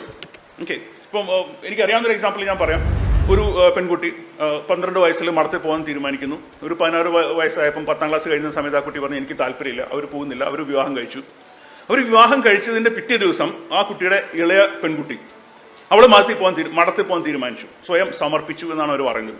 കാര്യം ആ കുട്ടിയുടെ മനസ്സിൽ പേടിയാണ്. കുടുംബത്തിൽ നിന്ന് ഒരാൾ ഇങ്ങനെ ഒരു കാര്യത്തിന് സമർപ്പിച്ചിട്ട് പോയില്ലെന്നുണ്ടെങ്കിൽ ആ ശാപം മൊത്തം കുടുംബത്തിന്റെ പുറത്ത് വരുമെന്നും അതുകൊണ്ട് ആരെങ്കിലും ഒരാൾ പോകണമെന്നുള്ള ചേച്ചി വേണ്ട എന്ന് വെച്ച സന്യാസം ഈ അനിയത്തി ഏറ്റെടുക്കുകയാണ്. എന്നിട്ട് ഇപ്പോൾ ചേച്ചി കുടുംബജീവിതം നയിക്കുന്നുണ്ടെങ്കിലും അവർ ജീവിതകാലം മുഴുവൻ അനിയത്തിയെ ഈ ഒരു സന്യാസത്തിലേക്ക് ഞാനാണല്ലോ തള്ളിവിട്ടത് എന്ന കുറ്റബോധവും പേറി ജീവിതകാലം മുഴുവൻ ഒരു തെറ്റും ചെയ്യാത്ത ഒരു സ്ത്രീ പോവുകയാണ്. ഇങ്ങനെയുള്ള പല എന്താ പറയുക ചൂഷണങ്ങൾ അല്ലെങ്കിൽ വ്യക്തി സ്വാതന്ത്ര്യത്തിലുള്ള കടന്നുകയറ്റങ്ങളിലൂടെയാണ് പല ചാരിറ്റികളും മുമ്പോട്ട് പോകുന്നത്. ഇത് ഈയിടെ പത്രത്തിൽ സാമൂഹ്യ മാധ്യമങ്ങളിലൊക്കെ വന്നൊരു വാർത്തയാണ്. ഓർത്തഡോക്സ് സഭയിലെ ഒരു അച്ഛൻ കിഡ്നി സ്റ്റോണിന് ചികിത്സിക്കാൻ പണമില്ലാതെ വേദന സഹിച്ചുകൂടാതെ അദ്ദേഹം ആത്മഹത്യ ചെയ്ത ഒരു വാർത്ത ഈ കഴിഞ്ഞ മാസാവസാനത്തോടെ വന്നിരുന്നു. ഇദ്ദേഹത്തിന്റെ ബിഷപ്പ് 30 ദിവസം മുന്നേ വാങ്ങിച്ച 1 കോടി രൂപയുടെ ആഡംബര കാറാണിത്. ഇതിനെക്കുറിച്ച് നമ്മൾ കൂടുതൽ പറയേണ്ട ആവശ്യമില്ലല്ലോ. അപ്പൊ ഈ പ്രതിഫലമില്ലാത്ത സേവനം, ന്യായമായ ശമ്പളമോ സേവന വ്യവസ്ഥകളോ ഒന്നുമില്ലാതെ 100 കണക്കിന് ആളുകളെ കൊണ്ട് അടിമവേല എന്ന് പറയുന്ന പോലെയുള്ള ജോലികളൊക്കെ ചെയ്യിച്ചിട്ടാണ് ഇവരെ കൊണ്ട് ചെയ്യുന്നത്. ഇപ്പം ഗെയിൽ ട്രെഡ്വെലിന്റെ ഹോളി ഹെൽ എന്നുള്ള പുസ്തകം വായിച്ചറിയാം. ഒരു പ്രാവശ്യം ഈ അമ്മ വളരെ ദേഷ്യപ്പെട്ടിട്ട് ഈ സ്ത്രീ, ഗായത്രി എന്നാണ് അവരുടെ ആശ്രമത്തിലെ പേര്, ഗായത്രി അമ്മയുടെ മുമ്പിൽ പോകാൻ പേടിച്ചിട്ട് അമ്മയുടെ മുമ്പിൽ പോയില്ല. പരസ്യമായ അവമാനങ്ങളും അങ്ങനെ പല കാര്യങ്ങളൊക്കെ അമ്മ ചെയ്തിട്ടാണ് അവർ പോവാത്തത്, മനസ്സ് മടുത്തിട്ട്. അമ്മ അവരെ നേരിട്ട് കണ്ടപ്പോൾ അമ്മ പറഞ്ഞത്, ഞാൻ നിന്നെ കൊന്നുകളയും എന്ന് നിനക്ക് തോന്നിയാൽ പോലും നീ എൻ്റെ മുമ്പിൽ വരണം, അതാണ് ശരിയായ ഭക്തി, അതാണ് ശരിയായ സമർപ്പണം എന്നാണ് അമ്മ പറയുന്നത്. ആ ഒരു നിലയിൽ ആ ഒരു മാനസിക അടിമത്തത്തിൽ, അതായത് ഒരു ഗുരു ചെയ്യുന്നത് എന്തും ആത്യന്തികമായി ശിഷ്യന്റെ നന്മയ്ക്ക് വേണ്ടിയിട്ടാണെന്നുള്ള ആ ഒരു അടിമത്വ ബോധം അടിച്ചേൽപ്പിച്ച് ആ ഒരു നിലവാരത്തിൽ പൂർണ്ണമായും യന്ത്രമനുഷ്യരെ പോലെ എന്ന് വേണമെങ്കിൽ പറയാവുന്ന രീതിയിൽ പണിയെടുപ്പിച്ചിട്ടാണ് ഇവരെ കൊണ്ട് മുമ്പോട്ട് പോകുന്നത്. അടിച്ചേൽപ്പിക്കുന്ന ഇഷ്ടങ്ങളെ കുറിച്ച് ഞാൻ പറഞ്ഞു. ലൈംഗിക ചൂഷണം അതൊരു വലിയൊരു സബ്ജക്ട് തന്നെയാണ്. അതിലേക്ക് ഞാനിപ്പോൾ കയറുന്നില്ല. നമ്മൾ പത്രമാധ്യമങ്ങളിൽ തീവ്രം വായിക്കുന്നതാണ്. ഇപ്പം ഈ റാം റഹീം സിംഗിന്റെയും ആദ്യം മറ്റേ ആസാറാം ബാപ്പുവിന്റെയും കേസിൽ 100 കണക്കിന് ഒരുപക്ഷെ കേസുകളാണ്, ഇങ്ങനെയുള്ള പീഡന കേസുകൾ ഈ ആശ്രമങ്ങളുടെ പിന്നിൽ നടക്കുന്നത്. പിന്നെ ഇതിനൊപ്പം നമ്മൾ മറക്കാൻ വയ്യാത്തൊരു കാര്യം ഈ പൊതുമുതൽ കയ്യേറ്റം, പൊതുമുതൽ കയറി കുരിശു വയ്ക്കുന്നതും ആശ്രമങ്ങളുടെ പേരിൽ സർക്കാർ ഭൂമി കയ്യേറുന്നതും. അതുപോലെ യമുന നദിയുടെ തീരത്താണ് ശ്രീ രവിശങ്കറിന്റെ ഉത്സവം നടന്നത് കഴിഞ്ഞ വർഷം. കോടിക്കണക്കിന് രൂപയുടെ വർഷങ്ങളിൽ നിന്ന് 10-20 വർഷത്തേക്ക് നീണ്ടു നിൽക്കുന്ന ഡാമേജാണ് ആ നദീതടത്തിന് ആ ഒരു ലക്ഷക്കണക്കിന് ആളുകൾ പങ്കെടുത്ത ഒരു മീറ്റിംഗ് കൊണ്ടുണ്ടായത്. അതിന്റെ ഉത്തരവാദിത്തം ഏറ്റെടുക്കാൻ ഗ്രീൻ ട്രൈബ്യൂണൽ നോട്ടീസ് അയച്ചാൽ അത് കൈപ്പറ്റി ആ ഗ്രീൻ ട്രൈബ്യൂണലിനെയും വെല്ലുവിളിച്ചുകൊണ്ടാണ് അവർ ആ പ്രോഗ്രാം അവിടെ നടത്തിയത്. അപ്പം ഇങ്ങനെയുള്ള പലതരം ചൂഷണങ്ങളിലൂടെയാണ് ഈ ചാരിറ്റികൾ പലതും മുമ്പോട്ട് പോകുന്നത്. അപ്പം ചാരിറ്റി എന്ത് ജീവകാരുണ്യ പ്രവർത്തനം ചെയ്തെന്ന് പറഞ്ഞാലും അതിന്റെ മറവിൽ ഒരു രീതിയിലുള്ള നിയമലംഘനങ്ങൾ നമുക്ക് അംഗീകരിക്കാൻ പറ്റുന്നതല്ല. അപ്പൊ ചുരുക്കത്തിൽ ഈ മദർ തെരേസയിൽ ഇവർ ചെയ്യുന്ന കാര്യം എന്ന് പറഞ്ഞാൽ ആ സ്ത്രീയുടെ കയ്യിലിരിക്കുന്ന കുട്ടിയെ പോലെയാണ്. കയ്യിലൊരു കുട്ടിയെ വെക്കുക, ആ കുട്ടിയുടെ പേര് സഹതാപം വാങ്ങിക്കുക, ആ സഹതാപം കൊണ്ട് ആളുകൾ നിങ്ങൾക്ക് പണം തരുന്നു. ഇത് നമ്മുടെ ഒരു സുഹൃത്ത് ഷിനോജ് മാത്യു എന്ന് പറയുന്ന ഒരാൾ ഫേസ്ബുക്കിലിട്ട ഒരു മീമാണ്. കത്തോലിക്ക സഭയ്ക്ക് ഒരു ഭിക്ഷാടന മാഫിയക്ക് ലക്ഷണമൊത്ത ഒരു യാചക കൂടി. കാര്യം ഇതിന്റെ പേര് അവരിത് കുത്തുകൊണ്ടോ മറ്റോ മരിച്ചതെന്ന് തോന്നുന്നു. അപ്പൊ അതിന്റെ കുത്തുകൊണ്ട കറക്റ്റ് ആ പാടുകളൊക്കെ അവരുടെ വസ്ത്രത്തിൽ ഏർപ്പെടുത്തി. അപ്പം ഇതില്ലേ യേശുവിനെ കുരിശി തറച്ചതാണെങ്കിൽ ഇവരെ കുത്തുകൊണ്ട അതേ രൂപത്തിലുള്ള പ്രതിമയാണ് ഉണ്ടാക്കി വെച്ചിരിക്കുന്നത്. അപ്പോൾ ഈ സഹതാപം വാങ്ങിച്ചിട്ട് വേണം സഭയ്ക്ക് പണം വാങ്ങിക്കാനായിട്ട്. ഇനി നമ്മൾ പെട്ടെന്ന് അടുത്തൊരു പോയിന്റിലേക്ക് കയറാം. ഈ മതപരിവർത്തനത്തിന് വേണ്ടി ഉപയോഗിക്കുന്ന കാരുണ്യം. കാരണം ഈ മതപരിവർത്തനം എന്ന് പറഞ്ഞാൽ ഇവർക്ക് പല സ്ഥലത്തും ഓപ്പണായിട്ട് ഇന്നത്തെ നമ്മൾ പറഞ്ഞു മതം ചിലവാകാത്ത ഒരു ചരക്കായതുകൊണ്ട് ഈ കാരുണ്യം എന്ന് പറയുന്ന ഒരു ട്രോജൻ കുതിരയിൽ കയറിയിട്ടാണ് മതം പല സ്ഥലത്തേക്കും സഞ്ചരിക്കുന്നത്. അപ്പോൾ ഇന്ത്യയുടെ ഉത്തരേന്ത്യയിലൊക്കെ പല ക്രിസ്ത്യൻ മിഷനറിയിലൊക്കെ പോകുന്നത് അവിടെ ചാരിറ്റി അല്ലെങ്കിൽ ജീവകാരുണ്യ പ്രവർത്തനം എന്നുള്ളൊരു ലേബൽ വെച്ചിട്ടാണ്. മറ്റൊന്ന്, നമ്മളൊരു വിശ്വാസിയെ സഭയിലേക്ക് കൊണ്ടുവന്നു കഴിഞ്ഞാൽ എന്താണ് പ്രയോജനം? ഒരു ചെറിയൊരു കണക്കാണിത്. ഒരു ശരാശരി വിശ്വാസി ഒരു 1000 രൂപ മാസം അയാളുടെ സഭയ്ക്കോ അല്ലെങ്കിൽ അമൃതാനന്ദമയുടെ ഭക്തനാണെങ്കിൽ അവർക്കോ അല്ലെങ്കിൽ ശ്രീയുടെ ഭക്തനാണെങ്കിൽ അയാൾക്ക് ഒരു 1000 രൂപയെങ്കിലും മിനിമം ആ പ്രസ്ഥാനത്തിന് വേണ്ടി ചിലവാക്കുന്നുണ്ടാവും. അപ്പോൾ അങ്ങനെ വന്നാൽ ഒരു വർഷം 12,000 രൂപയാണ് അയാൾ ആ സ്ഥാപനത്തിന് കൊടുക്കുന്നത്. ഒരു 50 വർഷത്തെ എടുത്തു കഴിഞ്ഞാൽ അല്ലെങ്കിൽ 60 വർഷത്തെ എടുത്താൽ ഒരു ഏകദേശം 5-6 ലക്ഷം രൂപയാണ് ഈ ഒരു വ്യക്തിയിൽ നിന്നുള്ള വരുമാനം. ഈ ഒരു വ്യക്തിയെ പിടിക്കാൻ വേണ്ടിയിട്ട് ഇവർക്ക് എന്താണ് ചെലവ്? ഏതെങ്കിലും ഒരു പാവപ്പെട്ടവന് 50,000 രൂപ 60,000 രൂപ അല്ലെങ്കിൽ ഒരു വീൽ ചെയർ വാങ്ങിച്ചു കൊടുത്തു, അല്ലെങ്കിൽ ഒരു ചികിത്സയ്ക്ക് സഹായം ചെയ്തു കൊടുത്തു. ഒരു 50,000 60,000 ഒരു ഉദാഹരണം കാണിച്ചിട്ടാണ് ജീവിതകാലം മുഴുവൻ 1000 രൂപ സംഭാവന ചെയ്യുന്ന ഒരു വിശ്വാസിയെ ഇവരുണ്ടാക്കിയിരിക്കുന്നത്. വളരെ വ്യക്തമായ ഒരു ലക്ഷ്യം, സാമ്പത്തിക ലക്ഷ്യം മതപരിവർത്തനത്തിനുണ്ട്. ഇതൊരു വേറൊരു ഉദാഹരണമാണ്, നിങ്ങൾക്ക് മനസ്സിലാവുന്നവർക്ക് പെട്ടെന്ന് മനസ്സിലാവും. ഇൻഷുറൻസ് കച്ചവടം വർക്ക് ചെയ്യുന്നത് എങ്ങനെയാണെന്ന് വെച്ചാൽ 100 പേര് ഇൻഷുറൻസ് പോളിസി എടുത്താൽ അതിൽ 5-10 പേരെ അല്ലെങ്കിൽ 50 പേരെ ക്ലെയിം ചെയ്യുള്ളൂ. അവർക്ക് കൊടുത്തിട്ടും ബാക്കി പിന്നെ ഉള്ള പൈസയാണ് ഇൻഷുറൻസ് കമ്പനിയുടെ ലാഭം. ഇത് വേറെ രീതിയിൽ നോക്കി നമ്മൾ ലോട്ടറി 1 ലക്ഷം പേര് ലോട്ടറി എടുത്തു കഴിഞ്ഞാൽ അതിൽ 5, 10, 20 പേർക്ക്, ഈവൻ ഓണം ബമ്പർ ലോട്ടറിക്കൊക്കെ 10-20 പേർക്കൊക്കെ സമ്മാനമുള്ളൂ. അപ്പോൾ ഈ 1 ലക്ഷം ആൾക്കാർ 200 രൂപ വെച്ചിട്ട് എടുത്തെന്ന് പറഞ്ഞാൽ 10 കോടി അങ്ങനെയൊക്കെയാണ് കിട്ടുന്നത് അല്ല. അപ്പം ഇതിൽ ഈ ആക്ച്വലി ലോട്ടറി കേരളത്തിൽ എടുക്കുന്നത് 20-30 കോടി വരുമാനമാണ് ലോട്ടറി ഉണ്ടാക്കുന്നത്.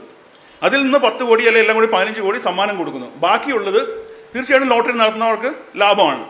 ഇത് വളരെ ന്യായമായ അല്ലെങ്കിൽ നമുക്കെല്ലാം അറിയാവുന്ന ബിസിനസ്സാണ് അല്ലെങ്കിൽ ഇൻഷുറൻസ് അല്ലെങ്കിൽ ലോട്ടറിയൊക്കെ. മതം ചെയ്യുന്നത് ഞാൻ ആദ്യം പറഞ്ഞ പോലെ ഇതേ ഒരു കാര്യമാണ് അവരും ചെയ്യുന്നത്. പിരിക്കുന്ന പണം ചെറിയ ചെറിയ തുകകളായിട്ട് വളരെ അധികം ആളുകളിൽ നിന്നാണ് പിരിക്കുന്നത്. ഇപ്പോൾ ലോട്ടറി 200 അല്ലെങ്കിൽ 100 രൂപ എടുക്കുന്നവർക്ക് അതൊരു ഞാനാണ് 10 ലക്ഷം രൂപ കൊടുത്തെന്ന് ഒരാൾക്കും തോന്നില്ല. പക്ഷെ 10 ലക്ഷം കിട്ടിയ ആളെ കാണിച്ചിട്ട് എന്ത് വലിയ തുക അയാൾക്ക് കൊടുത്തു. കാര്യത്തിൽ ഇത് തന്നെയാണ് ചെയ്യുന്നത്. ഒരാൾക്ക് കിഡ്നി ഓപ്പറേഷന് 10 ലക്ഷം രൂപ കൊടുത്തു. ഈ 10 ലക്ഷം രൂപ കാണിച്ച് എത്ര പേരുടെ 100-1000 രൂപ വാങ്ങിച്ചു എന്നുള്ളതാണ് ഇവിടുത്തെ കണക്ക്. അപ്പോൾ ഞാൻ ആദ്യം പറഞ്ഞ പോലെ പരിവർത്തനത്തിന് ഒരു ട്രോജൻ കുതിരയായിട്ടാണ് ഈ കാരുണ്യം ഉപയോഗിക്കുന്നത്. മറ്റ് വിദ്യാഭ്യാസം, തൊഴിൽ, ഇങ്ങനെയുള്ള കാര്യങ്ങൾ ഉപയോഗിക്കുന്നുണ്ട്. അതുപോലെ വേറൊരു കാര്യം നമ്മൾ ശ്രദ്ധിച്ചാൽ അറിയാം, ഈ മതപരിവർത്തനത്തിന് സാധ്യതയില്ലാത്ത രാജ്യങ്ങളിൽ, സ്ഥലങ്ങളിൽ കാരുണ്യ പ്രവർത്തനത്തിന് ഇവർക്ക് കാര്യമായ താല്പര്യമൊന്നും നമ്മൾ നോക്കി കാണില്ല. ഇതിൻ്റെ ഒപ്പം തന്നെ ഇതിൻ്റെ ഈ മതപരിവർത്തനം എന്ന് പറയുന്നത് ഒരു മതത്തിൽ നിന്ന് വേറൊരു മതത്തിലേക്ക് മാത്രമല്ല, ഒരു മതത്തിൻ്റെ ഉത്ഭാഗങ്ങളിൽ തന്നെ കൺവേർഷനുണ്ട്. അപ്പം കത്തോലിക്ക മതത്തിൽ നിന്ന് ഒരാളെ ഒരു പെന്തിക്കോസ്റ്റ് വിഭാഗത്തിലേക്ക് കൊണ്ടുപോയി അതൊരു കൺവേർഷനാണ്. ഇപ്പോൾ ഹിന്ദു മതത്തിൽ സാധാരണ ഒരു അമ്പലത്തിൽ പോകുന്ന, ഗുരുവായൂരോ ശബരിമലയിലോ പോകുന്ന ഒരു ഭക്തനെ അമൃതാനന്ദമയുടെ ഭക്തനാക്കുക എന്ന് പറഞ്ഞാൽ അതും ഒരു കൺവേർഷനാണ്. ഓക്കെ, ഇതിൻ്റെ വളരെ വ്യാപകമായ ഒരു രാഷ്ട്രീയ പരിവർത്തനം കൂടിയുണ്ട് ഇതിൻ്റെ അകത്ത്. ഇത് ശ്രീ രവിശങ്കർ നടത്തുന്നൊരു ട്വീറ്റാണ്. അദ്ദേഹം കഴിഞ്ഞ തെരഞ്ഞെടുപ്പിന് മുമ്പ് പറഞ്ഞത് മോദിജി അധികാരത്തിൽ വന്നാൽ ഡോളറിന് 40 രൂപ എന്ന് പറഞ്ഞാൽ വളരെ സന്തോഷം. ഒരു ആത്മീയ ആചാര്യന് ചെയ്യേണ്ട, സോ കോൾഡ് ആത്മീയ ആചാര്യന് ചെയ്യേണ്ട യാതൊരു കാര്യമില്ലാത്തൊരു കാര്യം, പക്ഷേ ഇത് ചെയ്യുന്നുണ്ട്. ഇത് വ്യക്തമായൊരു രാഷ്ട്രീയ പ്രചരണമാണ്. അപ്പോൾ ഒരു ശരാശരി ഹിന്ദു ഒരു മതനിര അല്ലെങ്കിൽ രാഷ്ട്രീയത്തിൽ ഏത് പാർട്ടിക്കും പോകാം എന്നുള്ള സാഹചര്യത്തിൽ ഇദ്ദേഹത്തിൻ്റെ കൂടെ പോകുന്ന ആളുകൾ നിങ്ങൾ നോക്കുക, 99% ഒരു പ്രത്യേക പാർട്ടിയുടെ ഹിന്ദുത്വ ഐഡിയോളജിയുടെ ആരാധകരായിരിക്കും.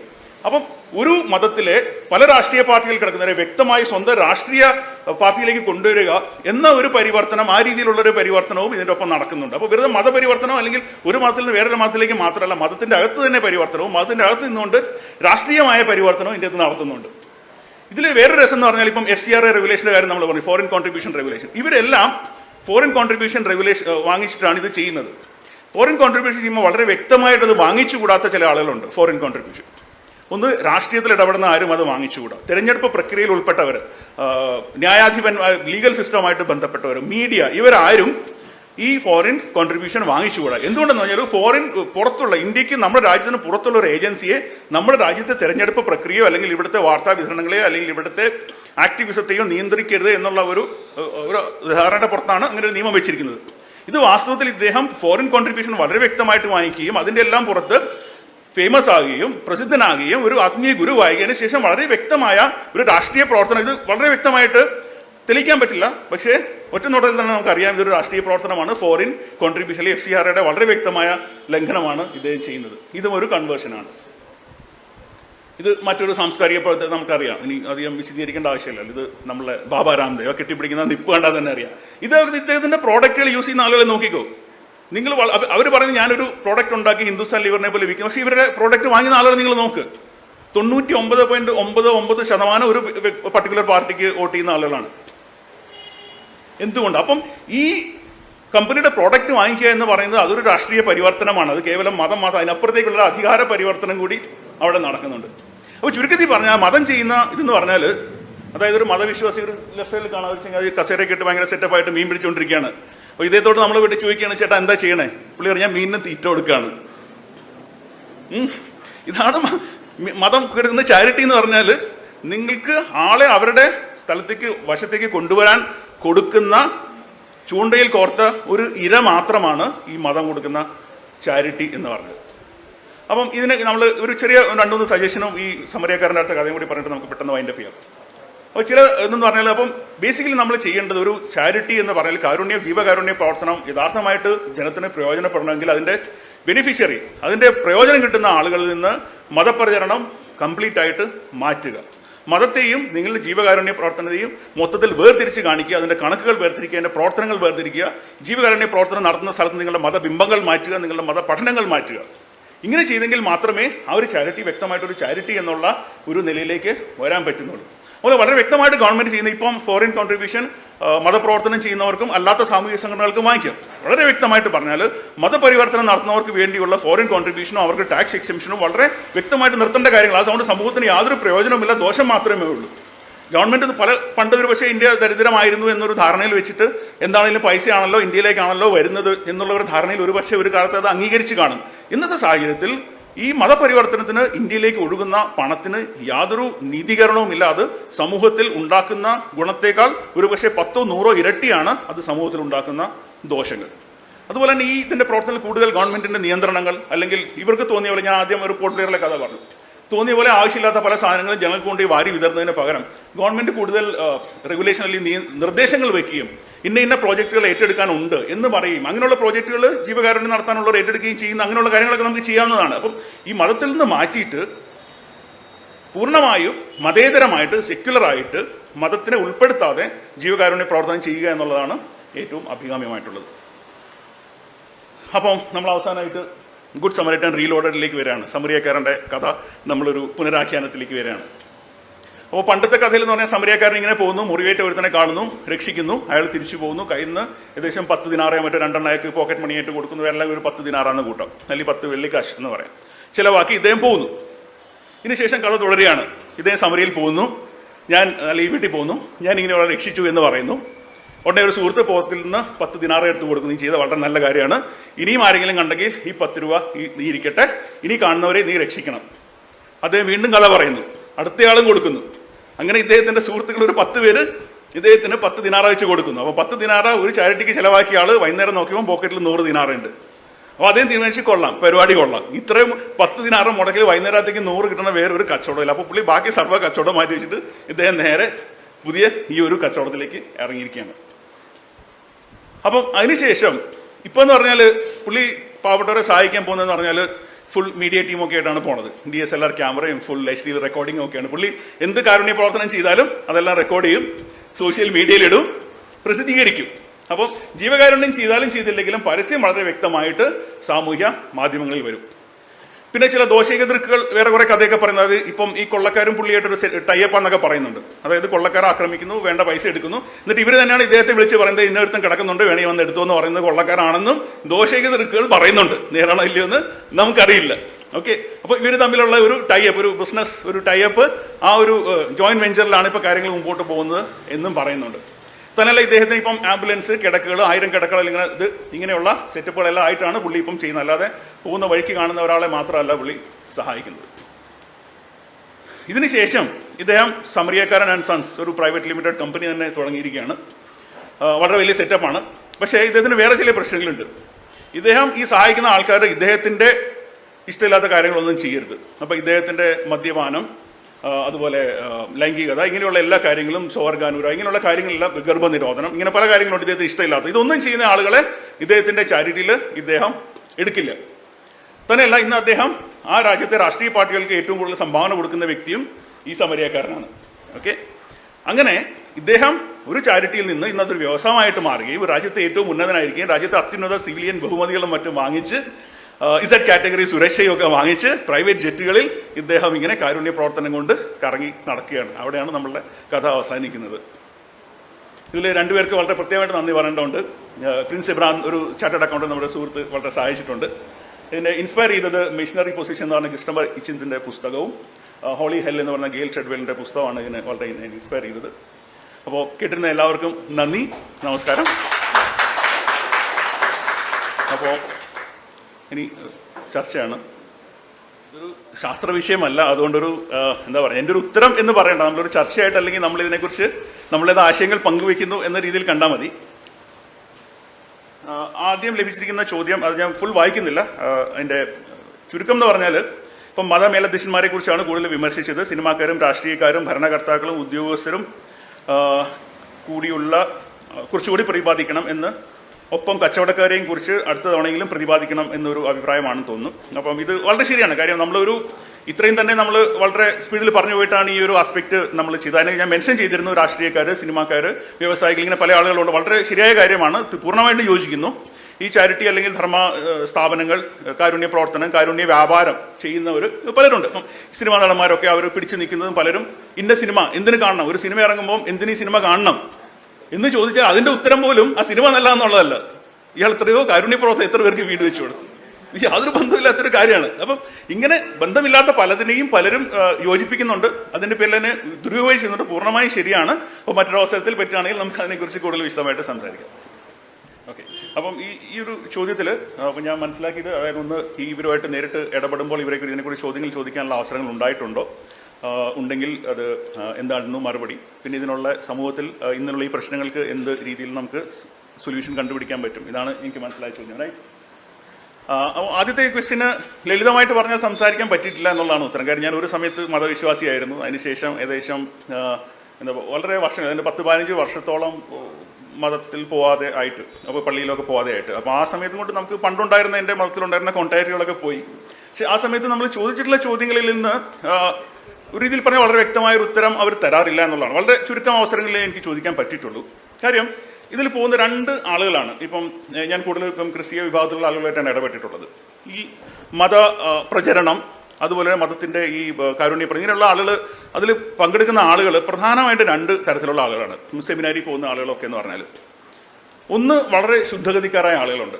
അവരെ സംബന്ധിച്ച് അവർ പുറത്തേക്കൊന്നും ആലോചിച്ചില്ല. ചെറുപ്പം മുതൽ കേട്ടു വളർന്ന ഇതാണ്, അതുകൊണ്ട് സമൂഹത്തിന് നന്മ ചെയ്യാനുള്ള ഒരേ ഒരു വഴി ഈ മതം പറയുന്നത് ചെയ്യുകയാണെന്നുള്ളത് അന്ധമായിട്ട് വിശ്വസിക്കുന്ന ചെറിയൊരു ശതമാനം ആളുകളുണ്ട്.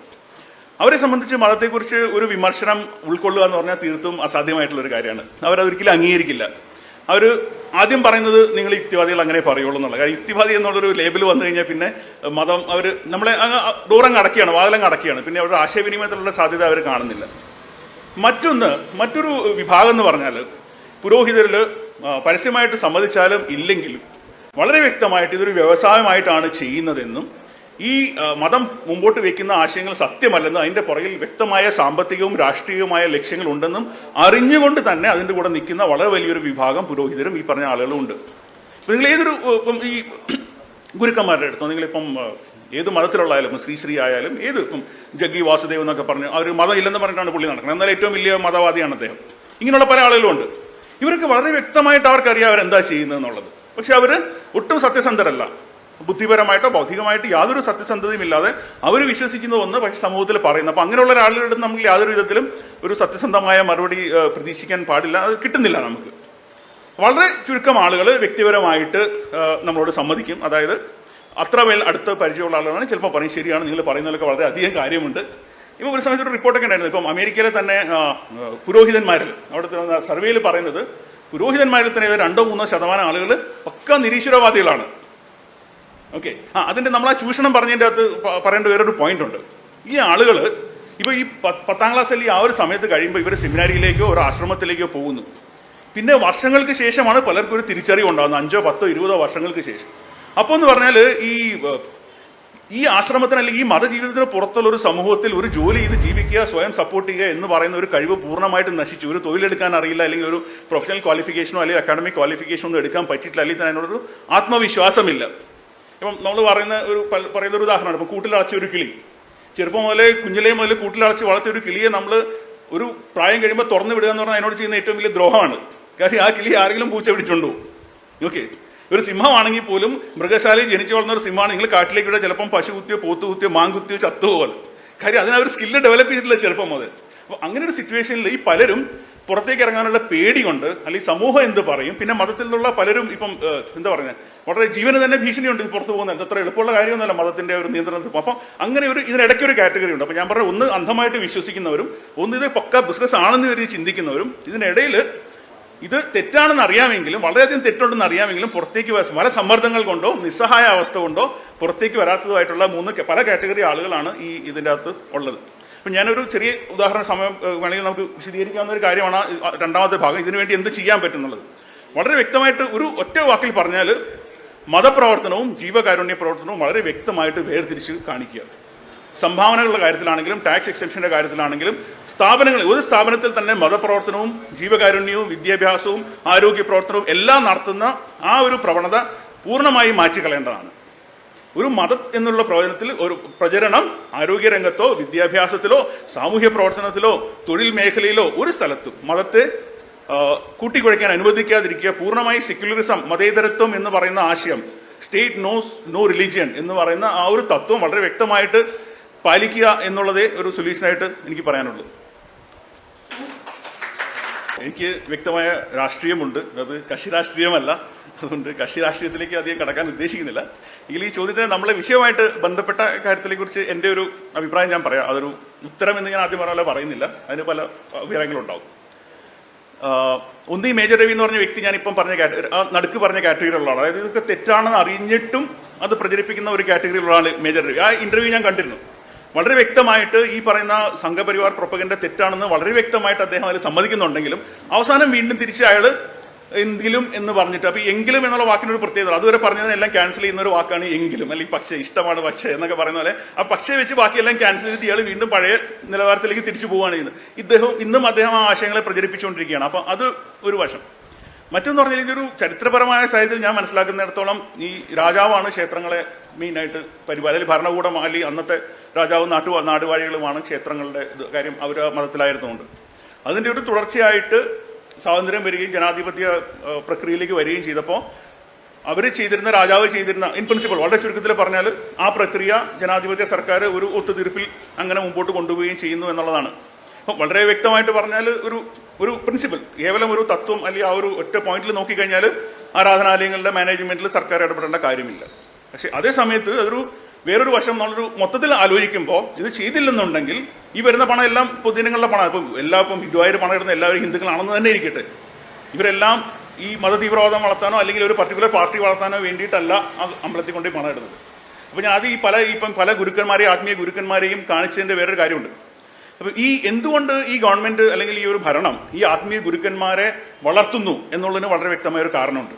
എന്താണെന്ന് വെച്ചാൽ, ഇപ്പം കത്തോലിക്ക സഭയ്ക്ക് പണം ഉണ്ടെന്നുണ്ടെങ്കിൽ ആ പണം രാഷ്ട്രീയ ആവശ്യത്തിനോ മറ്റു കാര്യങ്ങൾക്കോ അത് വകമാറി ചെലവഴിക്കാൻ കുറച്ച് ബുദ്ധിമുട്ടുണ്ട്. അതേസമയം ഇപ്പോൾ KP മോഹനൻ എന്ന് പറഞ്ഞൊരു വ്യക്തിയുണ്ട്, അങ്ങേരിക്കുന്ന കോടിക്കണക്കിന് ഡോളർ കൊണ്ടുവന്നു, അയാളുടെ പേരിൽ ആശുപത്രി, അയാളുടെ പേരിൽ സ്കൂള്, മൊത്തം അയാളുടെ പേരിലാണ്. അപ്പോൾ ആൾ ദൈവത്തിന്റെ സമ്പത്ത് എന്ന് പറഞ്ഞാൽ അതിന് വളരെ ഫ്ലെക്സിബിലിറ്റി ഉണ്ട്. അത് ഏത് രീതിയിലും അവർ ആ ഒരു വ്യക്തി ഉദ്ദേശിച്ചു കഴിഞ്ഞാൽ അതിന് തിരിച്ചുവിടാൻ പറ്റും. അപ്പോൾ ഈ ഹിന്ദു മതത്തിൽ ഇപ്പോൾ പറഞ്ഞാൽ ശബരിമലയിലോ ഗുരുവായൂരോ കൊണ്ടുപോയി ഭക്തജനൽ കാണിക്കയിട്ടാൽ അതിനെ നിയന്ത്രിക്കാൻ ഇന്ന് ഒരു സംഘപരിവാറിന് കുറച്ച് ബുദ്ധിമുട്ടുണ്ട്. അതേസമയം ഈ വരുന്ന ആൾ ദൈവങ്ങൾ ഓരോരുത്തരും, ഇപ്പോൾ അമൃതാനന്ദമയി ആയാലും സദ്ഗുരു ആയാലും ഈ ബാബ രാംദേവ് ആയാലും ശ്രീ രവിശങ്കർ ആയാലും ഏത് ആത്മീയ ഗുരു എടുത്ത് നോക്കിയാൽ വളരെ വ്യക്തമായിട്ട് വളരെ ക്ലിയർ ആയിട്ട് സംഘപരിവാർ രാഷ്ട്രീയത്തിനൊപ്പം നിൽക്കുകയും അവരെ എല്ലാ രീതിയിലും പിന്തുണയ്ക്കുകയും ചെയ്യുന്ന ഒരു സിസ്റ്റമാണ് അവർ പിന്തുടരുന്നത്. അവർ അങ്ങനെയുള്ള ആളുകളാണ് അവർ. അപ്പം സർക്കാരിന് അല്ലെങ്കിൽ ഈ ഒരു പർട്ടിക്കുലർ രാഷ്ട്രീയ ആശയത്തിന് പ്രയോജനം കിട്ടാതെ ഭണ്ഡാരങ്ങളിൽ നമ്മൾ പറഞ്ഞ പോലെ ആയിരക്കണക്കിനോ കോടിക്കണക്കിനോ രൂപയുള്ള കിലോ കണക്കിന് സ്വർണ്ണം, ടൺ കണക്കിന് സ്വർണ്ണം അവിടെ ഇരിക്കുന്നുണ്ടെങ്കിലും അതിനെ രാഷ്ട്രീയമായി പ്രയോജനപ്പെടുത്താൻ സംഘപരിവാറിന് കഴിയുന്നില്ല. അതേസമയം ആൾ ദൈവങ്ങളുടെ ഭണ്ഡാരങ്ങളിൽ വരുന്ന പൈസ, അവരുടെ പ്രസ്ഥാനങ്ങൾക്ക് വരുന്ന പണം വളരെ വ്യക്തമായിട്ട് അവർക്ക് കൂടി ആലോചിച്ച് അവർ തമ്മിലുള്ള ആ ഒരു അണ്ടർസ്റ്റാൻഡിങ്ങിന്റെ പുറത്ത്, അവർ തമ്മിലുള്ള ഒരു അവിശുദ്ധ കൂട്ടുകെട്ടിന്റെ പുറത്ത് അവരുടെ രാഷ്ട്രീയ ലക്ഷ്യങ്ങൾക്കും സാമ്പത്തിക ലക്ഷ്യങ്ങൾക്കും വേണ്ടി വകമാറ്റി വിടാനായിട്ട് സാധിക്കുന്നുണ്ട്, അവർ ചെയ്യുന്നുണ്ട്. ഇപ്പോൾ ഈ ഗുരുവായൂർ ദേവസ്വം ഏറ്റെടുത്ത കേസിലും വളരെ വ്യക്തമായിട്ട് നമുക്കറിയാം ഒരു പർട്ടിക്കുലർ രാഷ്ട്രീയ പാർട്ടിയും അതിൽ നിന്നുള്ള അവരുടെ വരുമാനം തീർന്നതിന്റെ വിഷമമാണ് വളരെ വ്യക്തമായിട്ട് അവിടെ കാണുന്നത്. അല്ലെങ്കിൽ ഒരു ഭക്തൻ എന്നുള്ള നിലയിൽ നമ്മൾ ആലോചിച്ചാൽ, ഇപ്പം ഞാൻ വിശ്വാസിയായിരുന്ന കാലത്തെ ആ ഒരു നിലയിൽ ആലോചിച്ച് നോക്കിയാൽ അതേ അമ്പലം, അതേ വിഗ്രഹം, അതേ പൂജാരി, അതേ കർമ്മം എല്ലാം അത് തന്നെ. ഭണ്ഡാരത്തിൽ വരുന്ന പണം ആരെടുക്കുന്നു, ആരെണ്ണുന്നു, ആര് ബാങ്കിൽ കൊണ്ടുവിടുന്നു എന്നുള്ളത് ഭക്തനെ സംബന്ധിച്ചൊരു പ്രശ്നമുണ്ട കാര്യമില്ല. അപ്പോൾ ആ ഒരു സിറ്റുവേഷനിൽ ഈ സർക്കാർ ഈ ക്ഷേത്ര ഭരണത്തിൽ നിന്ന് പിന്മാറിക്കഴിഞ്ഞാൽ അവിടെ ആര് വരും, അതിന് എന്തൊരു അപകടം സംഭവിക്കും എന്നുള്ളൊരു ആസ്പെക്റ്റിൽ നോക്കിക്കഴിയുമ്പോൾ ഇന്നത്തെ സാഹചര്യത്തിൽ ഒരുപക്ഷെ ക്ഷേത്ര ഭരണത്തിൽ ഒരു ജനാധിപത്യ സർക്കാരോ കമ്മ്യൂണിസ്റ്റ് സർക്കാർ എന്ന് ഒരു പാർട്ടി, കമ്മ്യൂണിസ്റ്റ് നില ഏത് പാർട്ടി വന്നാലും ജനാധിപത്യ സർക്കാർ ഇടപെടണോ എന്ന് ചോദിച്ചാൽ ഇന്നത്തെ നിലയിൽ എൻ്റെ ഒരു വ്യക്തിപരമായ തൽക്കാലത്തേക്ക് അത് ചെയ്തേ പറ്റുള്ളൂ, വേറൊരു നിവൃത്തിയില്ല എന്നൊരു, പക്ഷേ ആശയപരമായിട്ട് വ്യക്തമായിട്ട് വേണമെന്ന് ചോദിച്ചാൽ വേണ്ട. പക്ഷേ ഇന്നത്തെ സാഹചര്യത്തിൽ ഒത്തുതീർപ്പായിട്ട് ഒരു പക്ഷേ ഇത് ചെയ്യേണ്ടി വരുമായിരിക്കും. ഇതാണ് എൻ്റെ ഒരു അഭിപ്രായം. എല്ലാവർക്കും നന്ദി. Thank you.